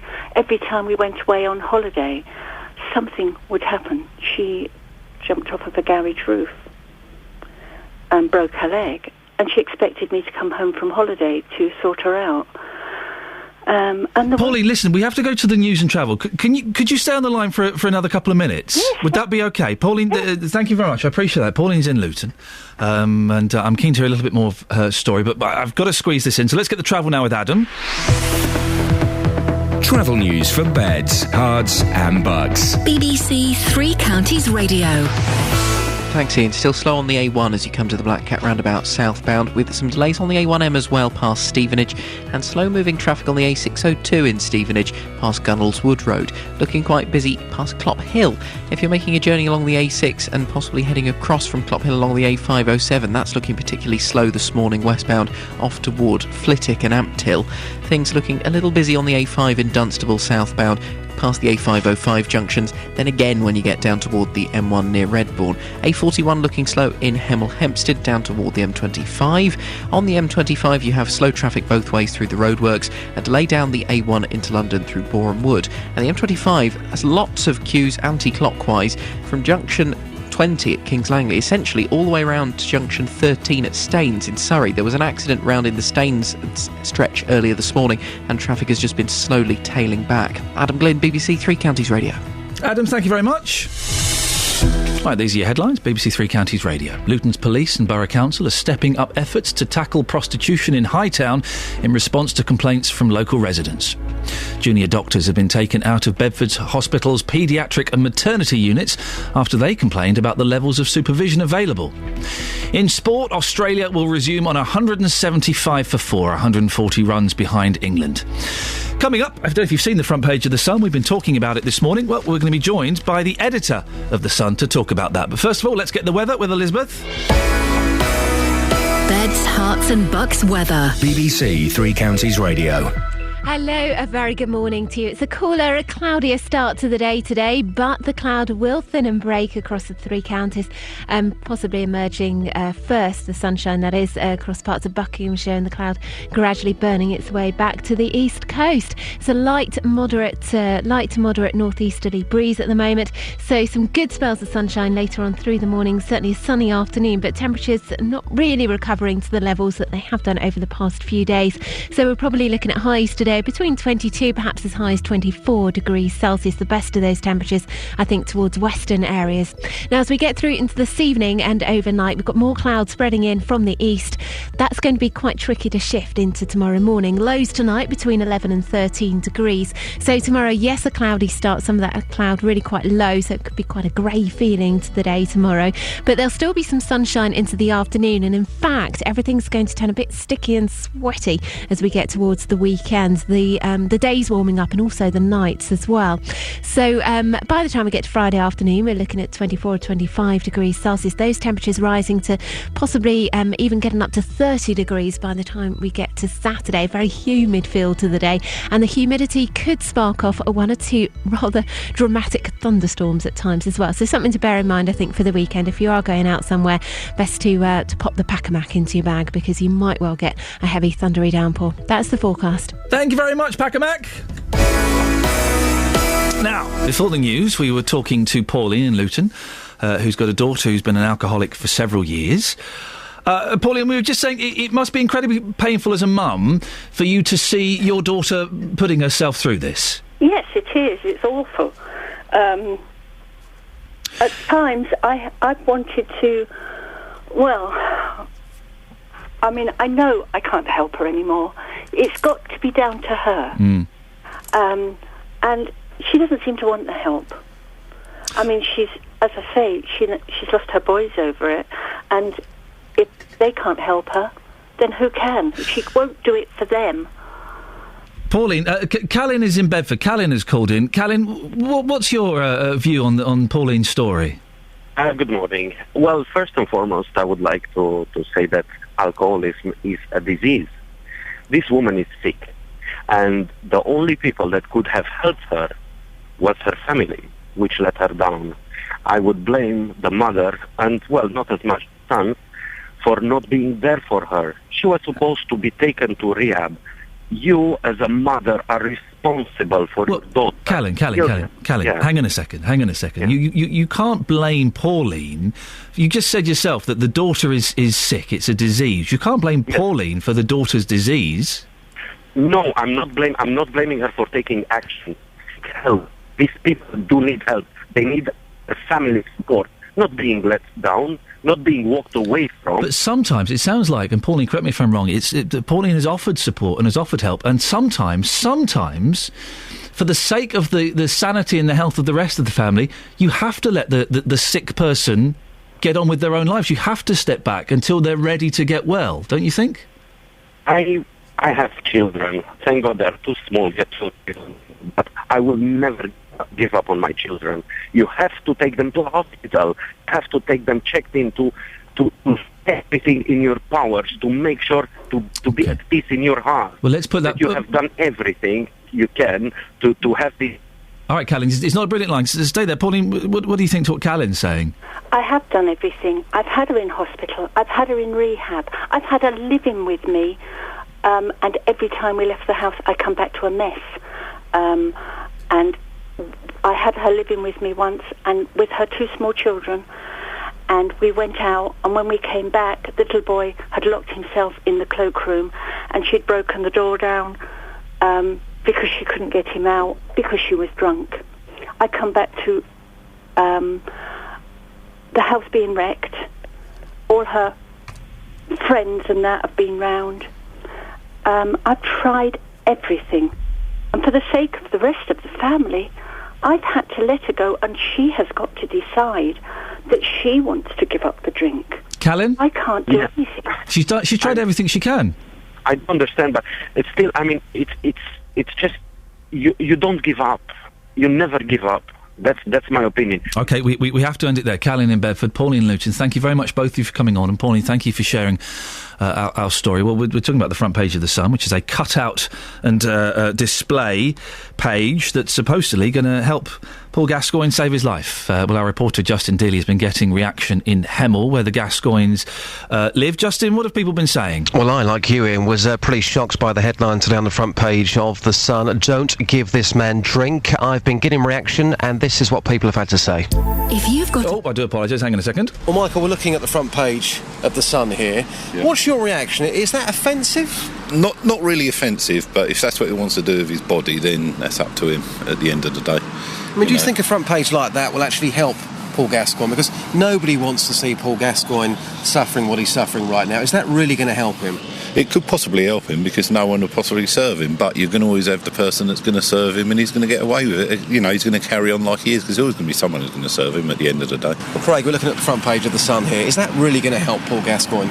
No, it's not. It's, all his mates, Gary Lineker, Paul Merson, they're all trying to help him out. And it portrays an image of he's given up on everybody and that drink's got the better of him, and I just don't think it helps him or anybody else with a drink problem. Mark, first of all, what's your memories of Paul Gascoigne? For me, absolutely wonderful footballer. What about yourself? Yes, he was a wonderful footballer. As I said, fantastic talent. But it's a shame to see him end up as he has done. And I think it's like a lot of young footballers these days. Too much too soon, too much money, not mature enough to deal with it.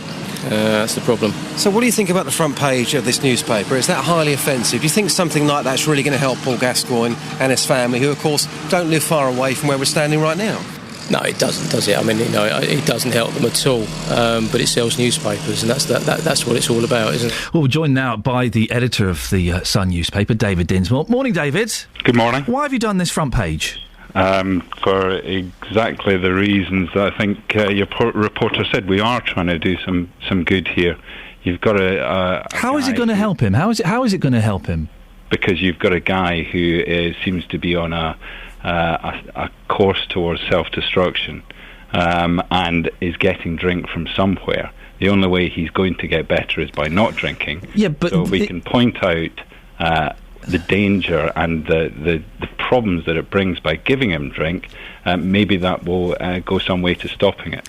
It's to sell newspapers, isn't it, David? It's to make money. You're exploiting a man with a disease that's slowly committing suicide. It's to make money. If people want to cut out our front page, cut off the masthead of the Sun and stick it up just to get that message out, I'm perfectly happy. The story I want to be writing in 5 years' time is an interview with Paul Gascoigne saying, I haven't had a drink for 5 years and I've got my life back together. What I don't want to be doing is his obituary. Listen, that's a story I want to be reading as well. I want this man to get well. But do you really think the exploitative front pages you've had about him recently, and this in particular, it's not good? I don't know if you know anything about alcoholism, but this isn't going to help him at all.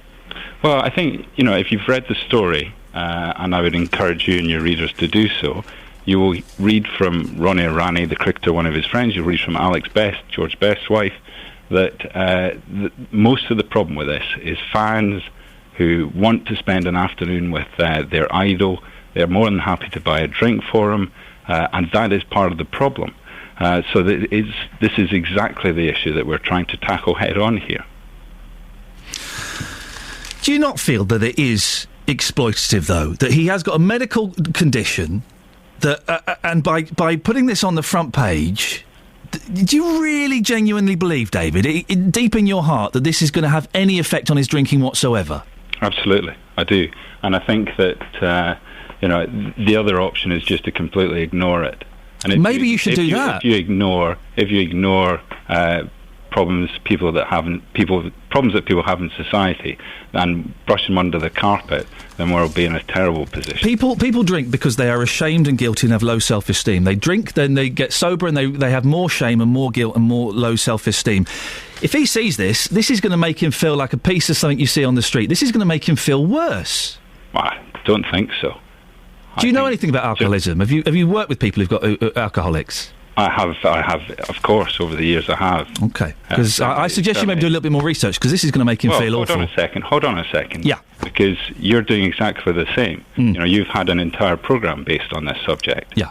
And you're tackling it in a very, your reporter's questioning was, they were very leading questions. I don't think it's a balanced view of things. I mean, what we are saying, we're going out here, we're saying, look, there is a big problem here. You've got the clash of celebrity with a disease, and that mixture is very potent.